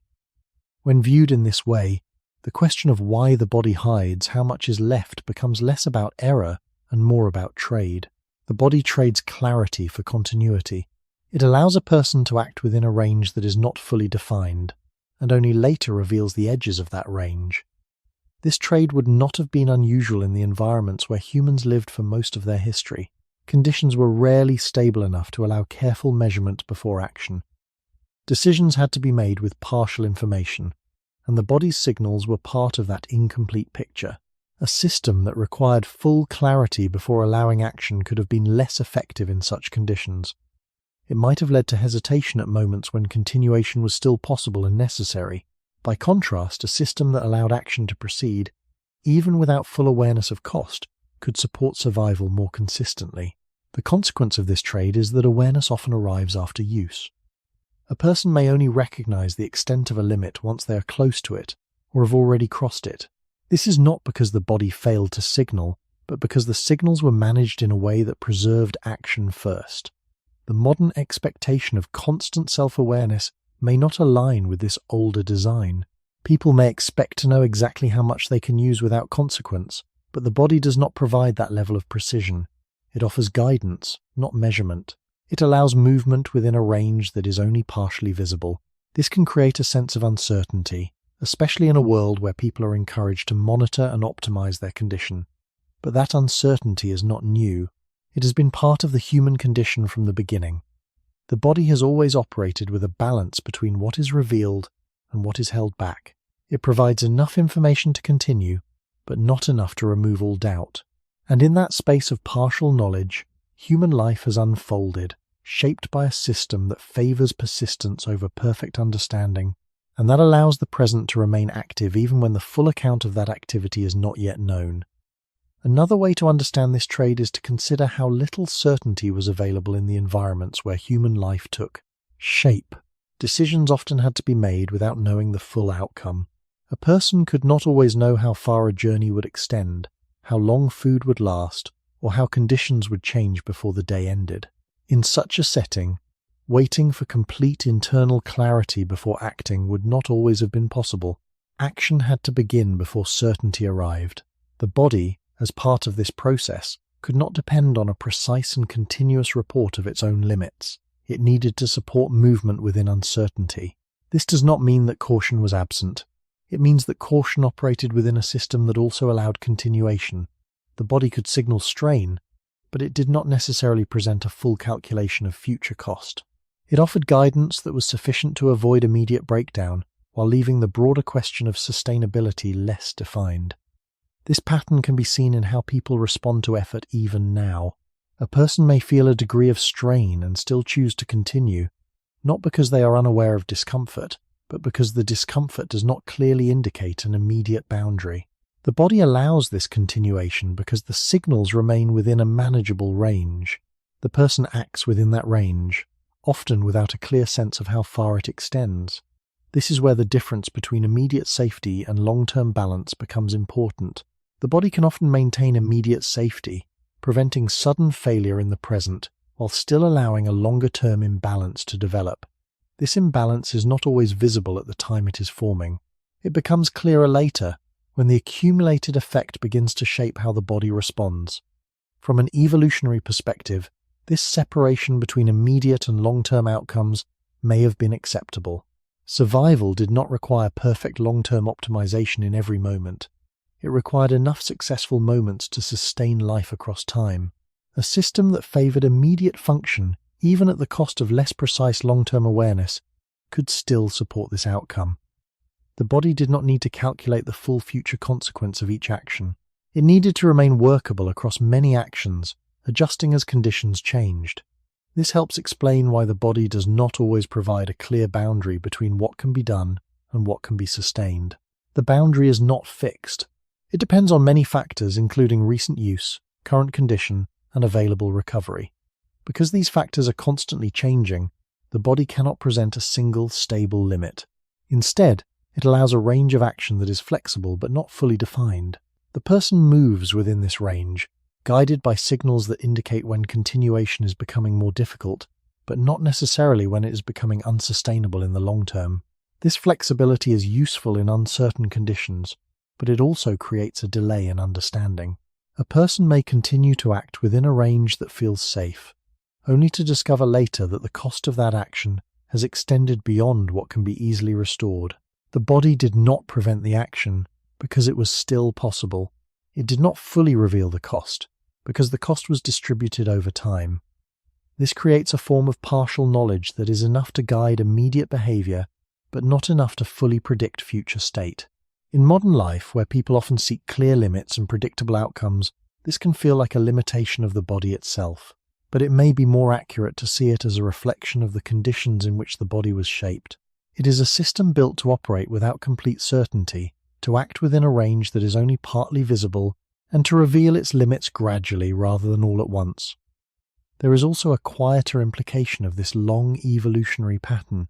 If the body was shaped to operate without full certainty, then the experience of not knowing exactly how much is left may not be a problem to be solved, but a condition to be lived with.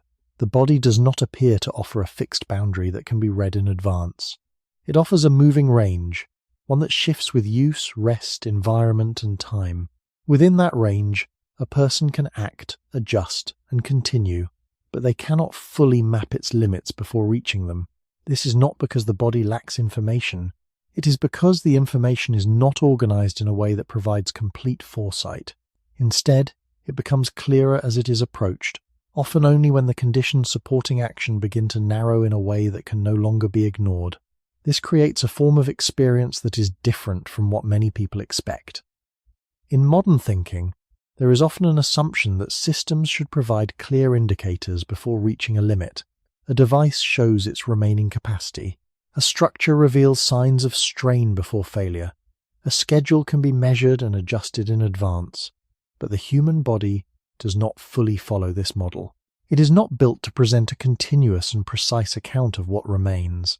It is built to remain functional across changing conditions, and in doing so, it allows uncertainty to remain part of the experience. A person can feel capable while the margin beneath that capability is already changing. They can continue to act without a clear sense of how far that action can be sustained.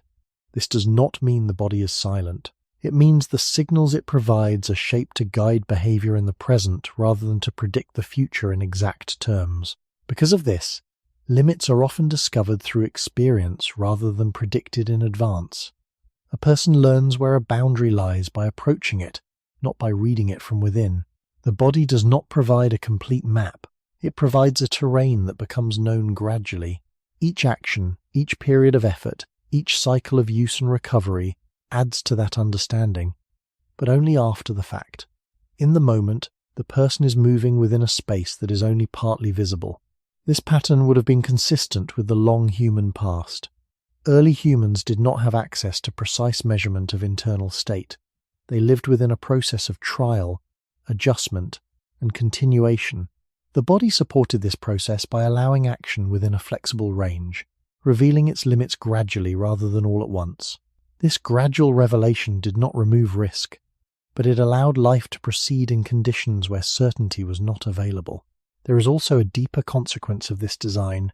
Because limits are revealed through use, the feeling of being capable can persist even when the conditions supporting that capability are becoming less stable. The person experiences continuity because action remains possible, but the body is managing a process that is not fully visible.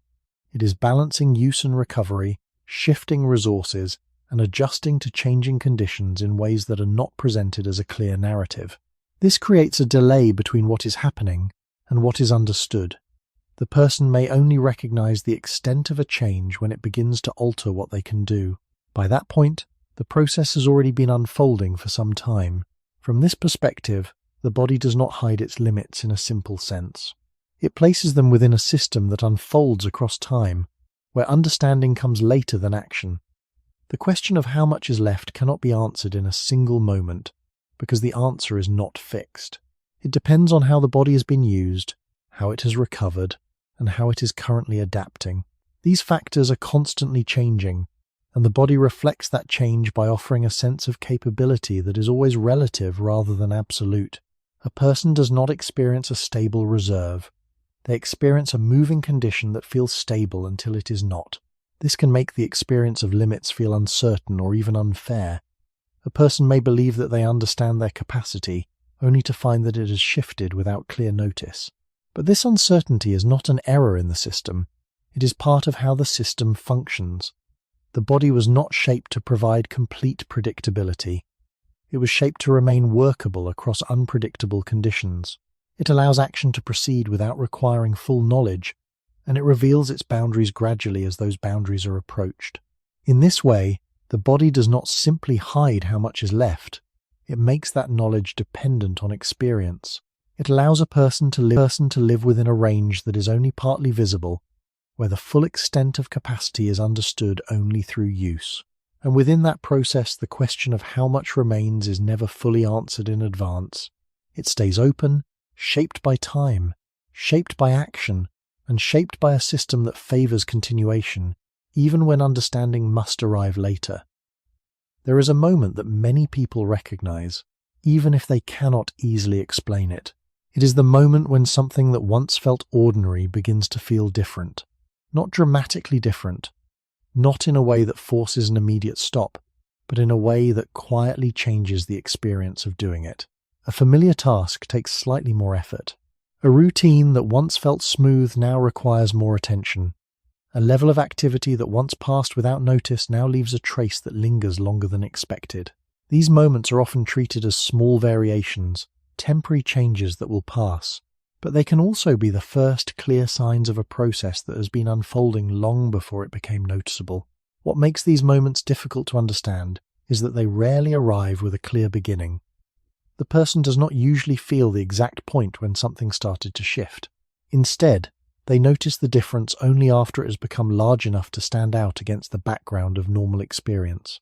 This creates the impression that the change is recent, when in fact it may have been developing quietly over a longer period. The body does not announce the beginning of these shifts. It allows them to grow gradually until they reach a level that can no longer be easily absorbed into the sense of normality. This pattern can be seen in many aspects of life. After a period of sustained effort, a person may begin to feel that recovery is slower than before.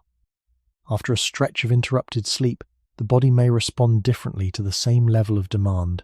After years of repeated movement or posture, certain actions may feel less natural or more constrained. These changes do not appear all at once. They accumulate through many small adjustments that were not strong enough to interrupt behavior at the time they occurred. Only when those adjustments reach a certain point does the difference become clear.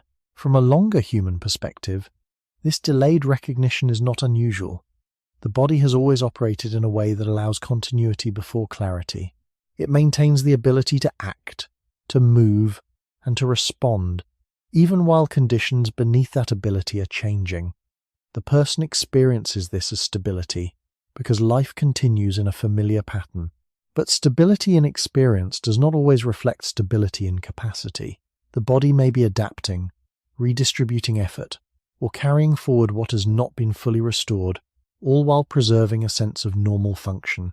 This is why the moment of recognition can feel surprising. A person may believe that their condition has been steady, only to encounter a point where something no longer feels the same. The surprise does not come from the change itself. It comes from the gap between when the change began and when it became visible. The body did not hide the change completely. It revealed it gradually, in forms that were too subtle to demand attention. The person continued to act within that gradual change, and only later recognized that the conditions had shifted.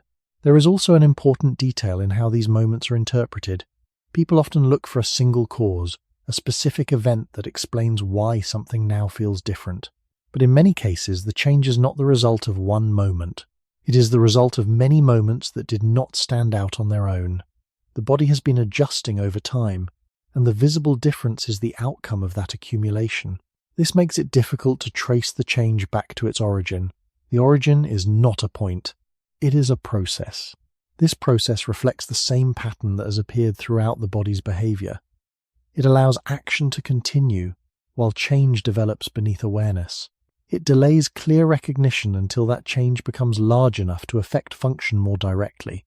The result is that people often discover their limits not at the beginning of decline, but somewhere near the point where that decline begins to alter what they can do.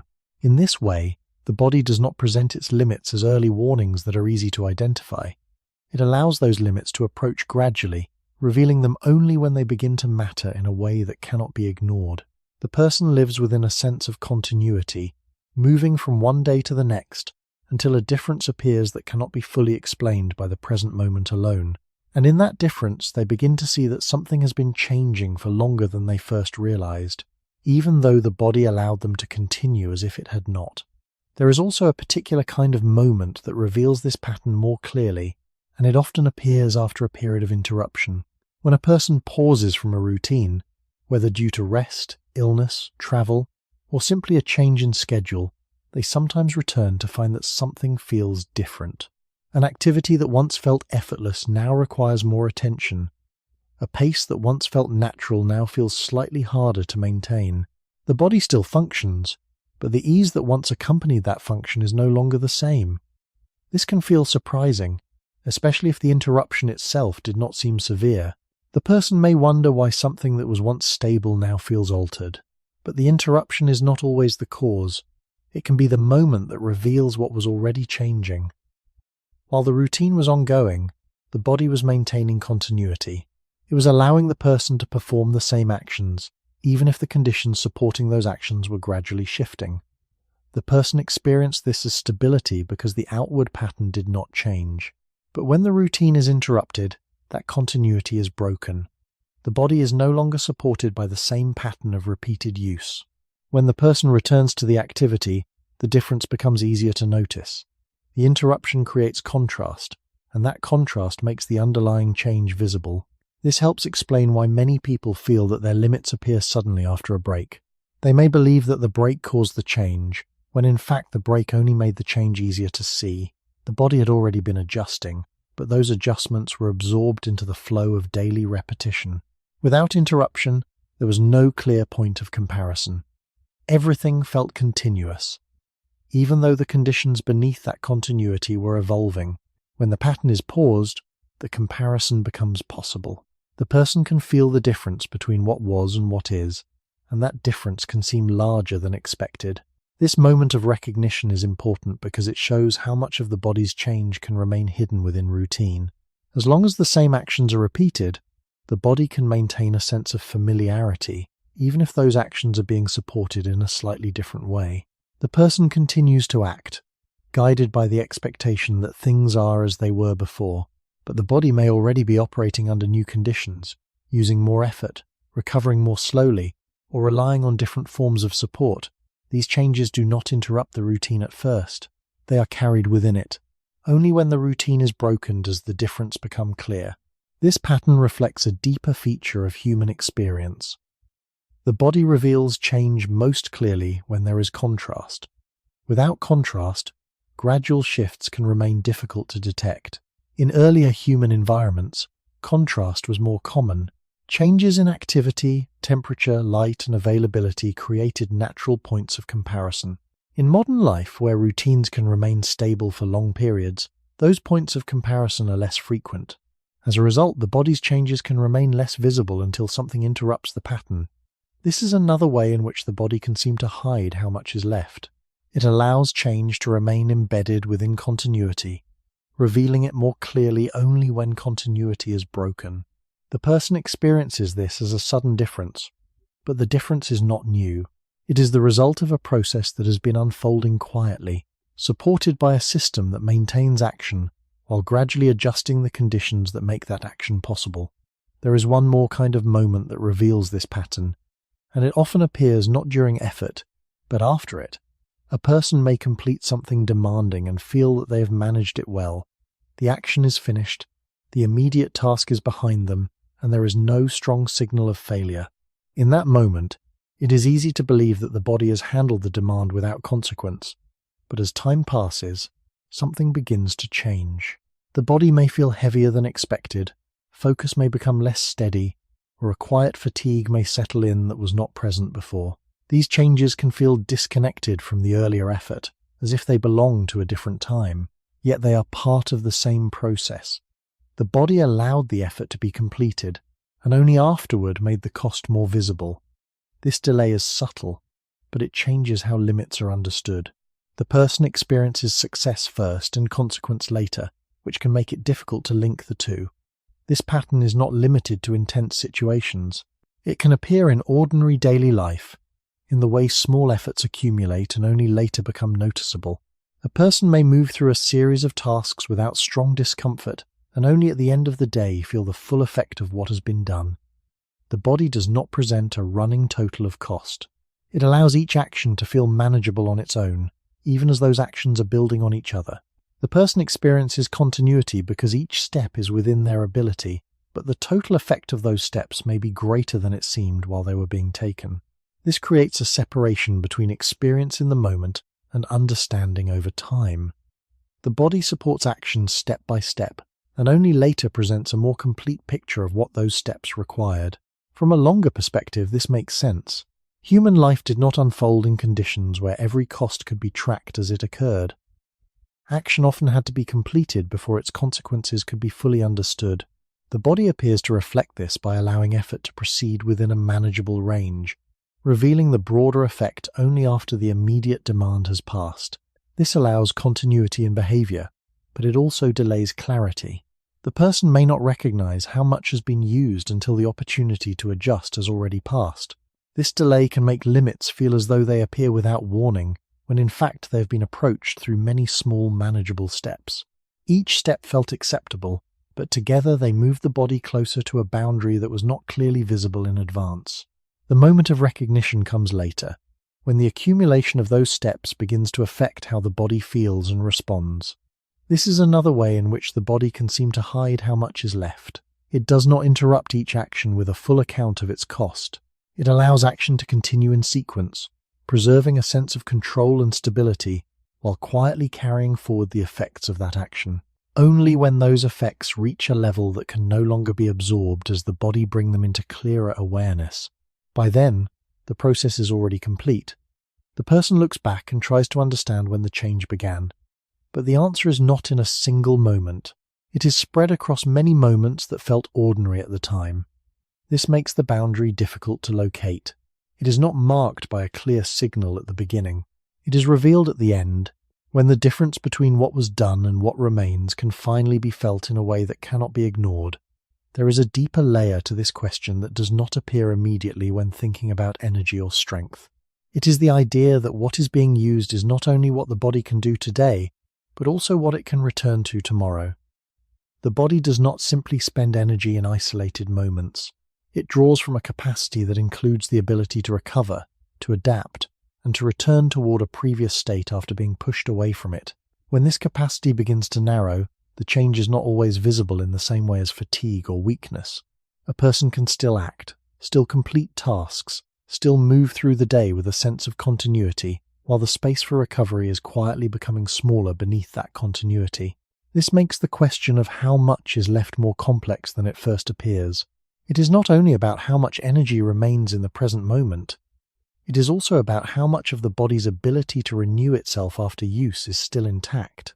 These two are closely connected, but they do not change at the same speed, and they are not always felt in the same way.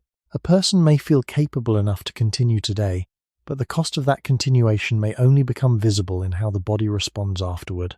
Recovery may take longer, and the return to a familiar state may feel less complete or less reliable than before. At first, these changes are often small. They do not interrupt action, and because they do not interrupt action, they are easy to accept as part of normal variation. The body allows the person to continue within a sense of stability, even as the conditions that support that stability are gradually shifting. This pattern is consistent with the long history of human life. Early humans did not operate in environments where full recovery could always occur before the next demand arrived. Effort was often followed by only partial restoration, and then by further effort. The body adapted to this by allowing continued function even when recovery was incomplete. It carried forward what had not yet been restored and continued to operate within that condition. This made survival possible under uncertain conditions. But it also meant that the true state of the body could not be understood only by what it could do in the present moment. It had to be understood over time, through how it responded to repeated cycles of use and incomplete recovery. This longer view is not immediately available to awareness. A person feels what they can do now, but they do not fully feel how the body will respond later. This creates a gap between present capability and future condition. The body manages this gap by supporting action in the present while distributing the cost of that action across time. The result is that the present can feel complete, even when part of its cost has already been carried forward. Over repeated cycles, this can lead to a gradual change in how the body restores itself. A person may begin to notice that rest no longer returns them to the same state as before, that effort leaves a longer trace, or that the sense of full recovery becomes less certain. These changes do not appear as a single event. They appear as a quiet shift in the relationship between use and restoration. And because this relationship is not fully revealed in the moment of action, it remains partly hidden until time makes its effect clear. In this way, the body does not only hide how much energy is left, it also obscures how much of its ability to recover remains, allowing the person to continue acting while the deeper capacity that supports that action is gradually being altered beneath awareness. If the body carries part of each effort forward, then what is hidden is not only a single reserve, but a pattern that stretches across time. Each day does not begin from a completely neutral point. It begins from a condition shaped by what has been used and what has been restored before. This condition is not presented as a detailed account. It is felt as a general sense of readiness, a background state that seems stable, unless something interrupts it. Because of this, a person can move from one day to the next with the feeling that each day stands on its own, even though the body is linking them together through processes that are not fully visible. This creates a form of continuity that is both real and incomplete. It is real because the person can continue to act within it. It is incomplete because the factors that shape that continuity are not fully revealed. The body allows each day to feel manageable, even when small differences are accumulating beneath that feeling. These differences may be too subtle to notice individually, but over time they can alter how the body responds. Recovery may become less consistent, effort may carry a longer effect, and the return to a familiar state may feel less certain. These are not abrupt changes, they are shifts in how the body organizes time. Instead of returning fully to a previous state after each cycle, it may begin to carry forward more of what has not been restored. This accumulation does not always produce a strong signal at first. It is absorbed into the general sense of normality. The person feels capable because the body still supports action, but the conditions that support that action are gradually becoming less flexible. This pattern can be understood more clearly when viewed against the long history of human life. Early humans did not live in environments where effort and recovery were perfectly balanced. They often moved through cycles of use and partial restoration, with the body adapting to maintain function despite this imbalance. The ability to carry forward incomplete recovery allowed life to continue, but it also meant that the true state of the body was distributed across time rather than contained within a single moment. The person could act without fully sensing how much of the past was present in the current condition. This distribution across time is another way in which the body can seem to hide how much is left. It does not hide information in a single place. It spreads that information across many moments, making it difficult to see the full pattern from within any one of them. The person experiences the present as a complete unit, while the body is integrating past use and current demand into a single state that is not fully explained. This can make it difficult to understand why certain changes appear when they do. A person may feel that they are responding only to what is happening now, when in fact they are also responding to what has been carried forward. The body reflects this longer timeline, but it does not present it in a way that is easy to read. Instead, it offers a sense of continuity that is supported by processes that remain mostly in the background. Only when the accumulation reaches a level that affects function more clearly does the pattern become visible. At that point, the person may begin to recognize that the present condition is not isolated. It is the result of many previous cycles, each one contributing in small ways that were not fully noticed at the time. This realization can feel sudden, but it is the outcome of a gradual process. The body has been linking moments together, allowing action to continue while quietly shaping how much can be restored. And in doing so, it leaves the person with a sense of capability that does not fully reveal how much of that capability has already been influenced by what came before. There is one more quiet shift that becomes visible when this pattern is followed to its edge, and it is not about a single limit being reached, but about the shrinking of flexibility itself. The body does not only lose energy or strength in a direct way, it can also lose the range within which it can adjust, recover, and return to balance. At first, this loss of flexibility is difficult to notice. A person can still complete the same actions, follow the same routines, and move through the day with a sense of continuity. But the space within which those actions feel stable becomes narrower. Small variations that once had little effect may begin to feel more significant. A shorter night of rest may have a larger impact. A small increase in effort may take longer to recover from. The body still functions, but it does so with less room for variation. This change is subtle because it does not immediately prevent action. It changes how easily action can be sustained across different conditions. The person may feel that they are still capable because they can still do what is required, but the margin that supports that capability has become less forgiving. This is another way in which the body can seem to hide how much is left. It does not remove ability all at once. It reduces the flexibility that surrounds that ability, allowing the person to continue without clearly seeing how the range of safe variation is becoming smaller. This pattern can be understood more clearly when viewed across time. In earlier stages of life, the body often absorbs variation with little visible effect. Changes in sleep, effort, or environment can be followed by a return to a familiar state. The system is able to adjust without leaving a strong trace, but as conditions shift over time, this capacity for adjustment may begin to narrow. The same variations that once passed easily may now leave a more noticeable effect. The body is still managing these changes, but it is doing so with less flexibility than before. This does not always appear as a clear loss. It appears as a change in how the body responds to differences. The person may begin to notice that stability requires more consistency, that deviations from routine have a greater impact, or that recovery depends more strongly on conditions being favorable. These are not sudden changes. They are gradual shifts in how the body maintains balance. And because they are gradual, they are often accepted without being fully recognized. The person adapts to them, adjusting behavior in small ways without necessarily identifying the underlying change. This again reflects the broader pattern that has been present throughout the body's behavior. The body preserves continuity by adjusting to new conditions. Even when those conditions include a reduction in flexibility, it allows life to proceed, while quietly altering the range within which that life can be sustained without cost. Only when this range becomes narrow enough to affect daily experience does the change become clear. At that point, the person may begin to feel that their limits have become more restrictive, but the process that led to that feeling has been unfolding over a long period. This is where the deeper meaning of the title becomes visible. What is hidden is not only how much energy remains, or how much recovery is possible, but how wide the space is in which the body can adapt without consequence. The person feels capable because action is still possible, but the space around that capability, the flexibility that once made variation easy to absorb, is no longer as wide as it was. And because this space is not directly felt in a clear and constant way, its reduction can remain hidden until it begins to shape experience more directly. By the time it is noticed, the change is not new.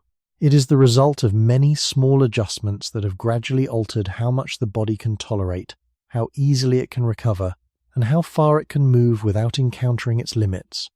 When all of these patterns are placed together, a quieter picture begins to form. The body does not suddenly lose what it has.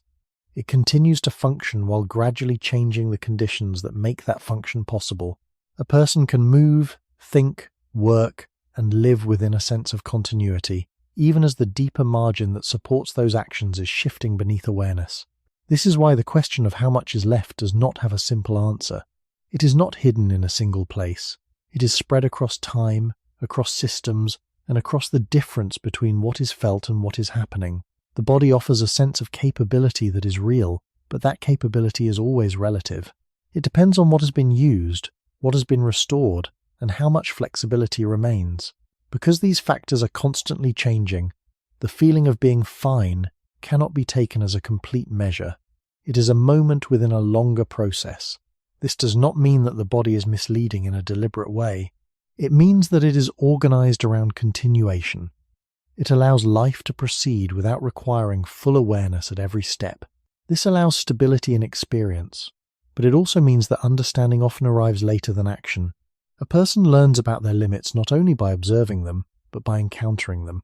They discover the edge of their capacity through use, often at a point where that edge has already been approached. This way of functioning would have been consistent with the long history of human life. Survival did not depend on perfect self-knowledge. It depended on the ability to continue within uncertain conditions. The body reflects this by providing enough information to act, but not enough to remove all uncertainty. It supports action in the present while leaving part of the future undefined. This creates a form of experience where the present feels stable, even when the conditions that support it are changing. The person moves forward with a sense of continuity, guided by signals that are sufficient but not complete. Over time, the effects of this system become more visible. Differences in recovery, in flexibility, in how effort is carried and restored, begin to shape experience more clearly. The person may begin to notice that what once felt easy now requires more care, or that what once passed without trace now leaves a longer effect. These realizations often feel like new developments, but they are the result of processes that have been unfolding quietly for much longer. The body has been managing use and recovery, balancing present action with future capacity, and allowing life to continue without constant interruption. The cost of this balance is that the full state of the body is not always visible at any one moment. It must be understood over time. This leads to a different way of thinking about limits. Limits are not fixed lines that can be clearly seen in advance. They are moving conditions that become clearer as they are approached. The body does not provide a precise map. It provides a path that is revealed step by step. This means that uncertainty is not a failure of awareness. It is part of the system itself. The person lives within a body that is designed to continue under incomplete knowledge, to act before full understanding, and to reveal its boundaries gradually rather than all at once. In this way, the body does not simply hide how much is left. It allows that knowledge to emerge through experience, shaping it across time rather than presenting it in a single moment. And within that unfolding, the person continues to move forward, guided by a sense of enough that is real in the present, but never fully complete as a measure of what remains. When this way of understanding the body becomes clearer, the experience of limits begins to change. The question is no longer simply how much can be used, but how that use unfolds across time. A person may begin to notice that what matters is not only whether they can continue in the present, but how that continuation shapes what comes next. The body does not separate these moments. It links them together, allowing action to proceed while quietly carrying forward the effects of that action. This linking is not always visible, but it becomes more apparent when attention shifts from isolated moments to longer patterns. A single day may feel manageable, but a series of days can reveal a different picture. A single effort may feel contained, but repeated efforts can show how the body responds over time. In this way, the understanding of limits becomes less about a point and more about a pattern. This shift in perspective does not require precise measurement. It requires a different kind of awareness, one that pays attention to how the body changes across sequences rather than within a single moment. A person may begin to notice how easily they return to a familiar state, how stable their energy feels across days, or how small variations affect their sense of balance. These observations do not provide exact numbers, but they offer a sense of direction. They reveal whether the body is maintaining its capacity or gradually narrowing its margin. This kind of awareness is quieter than immediate sensation. It does not appear as a strong signal. It appears as a pattern that becomes clearer only when time is considered. From a longer human perspective, this kind of awareness would have been part of lived experience, even if it was not described in precise terms. Early humans did not track their internal state with detailed measurement, but they lived within rhythms that made patterns visible. Changes in season, in effort, in rest, and in environment created natural points of comparison.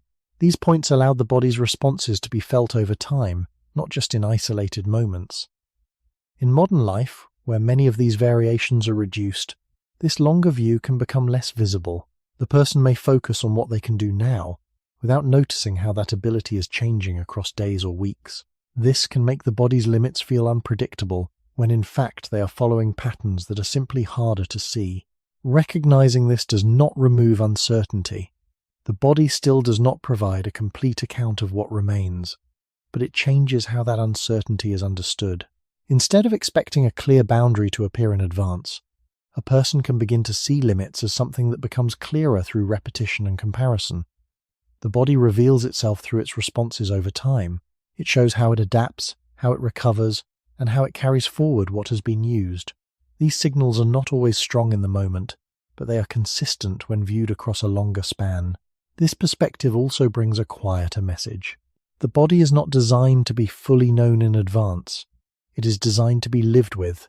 It allows action to continue, even when understanding is incomplete. It supports the present while shaping the future in ways that are not always immediately visible.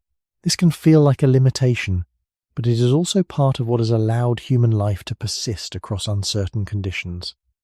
The body does not require complete clarity to function. It requires enough continuity to keep moving forward. In the end, the question of how much is left does not resolve into a fixed answer. It remains open, shaped by time, by use, and by the body's ongoing adjustments. A person can feel capable and still be moving within a narrowing margin. They can continue and still be drawing from a reserve that is not fully seen. This does not mean that the body is hiding something, in a deliberate sense. It means that the body reveals itself gradually, through patterns that unfold rather than through signals that explain everything at once. And within that unfolding, the person continues to live, guided by a sense of enough that is real in the moment, even if it does not fully reveal what lies ahead. At the end of this question, there is no sharp conclusion, only a quieter understanding that settles into place. The body does not hide what is left in order to mislead. It allows life to continue without requiring full awareness at every step. It preserves the present by softening the full weight of what is being used, and in doing so, it leaves part of the truth to be discovered later. This is not a flaw that can be corrected by paying closer attention in a single moment. It is part of how the system is built. The body does not give a final number. It gives a changing condition, and that condition can feel stable even when it is not. What begins to change then is not the body itself, but the way a person relates to it. Instead of asking for a precise answer to how much is left, the question becomes softer. It becomes a question of pattern, of rhythm, of how things change over time rather than in a single instant. A person may begin to notice how easily they return after effort, how long a strain lingers, how stable their sense of energy feels across days, or how small disruptions begin to carry more weight than before. These are not loud signals. They do not demand attention in the way pain or exhaustion does, but they are part of a longer conversation that the body is always having, one that unfolds slowly and without urgency. This kind of understanding does not remove uncertainty, it accepts it. The body will still allow action before full awareness. It will still reveal its limits gradually. It will still make it possible to feel capable while quietly adjusting the conditions that support that capability. But within that, there is a different way of seeing, not a way that controls the body, but a way that moves with it more carefully. The person no longer treats the feeling of being fine as a complete answer.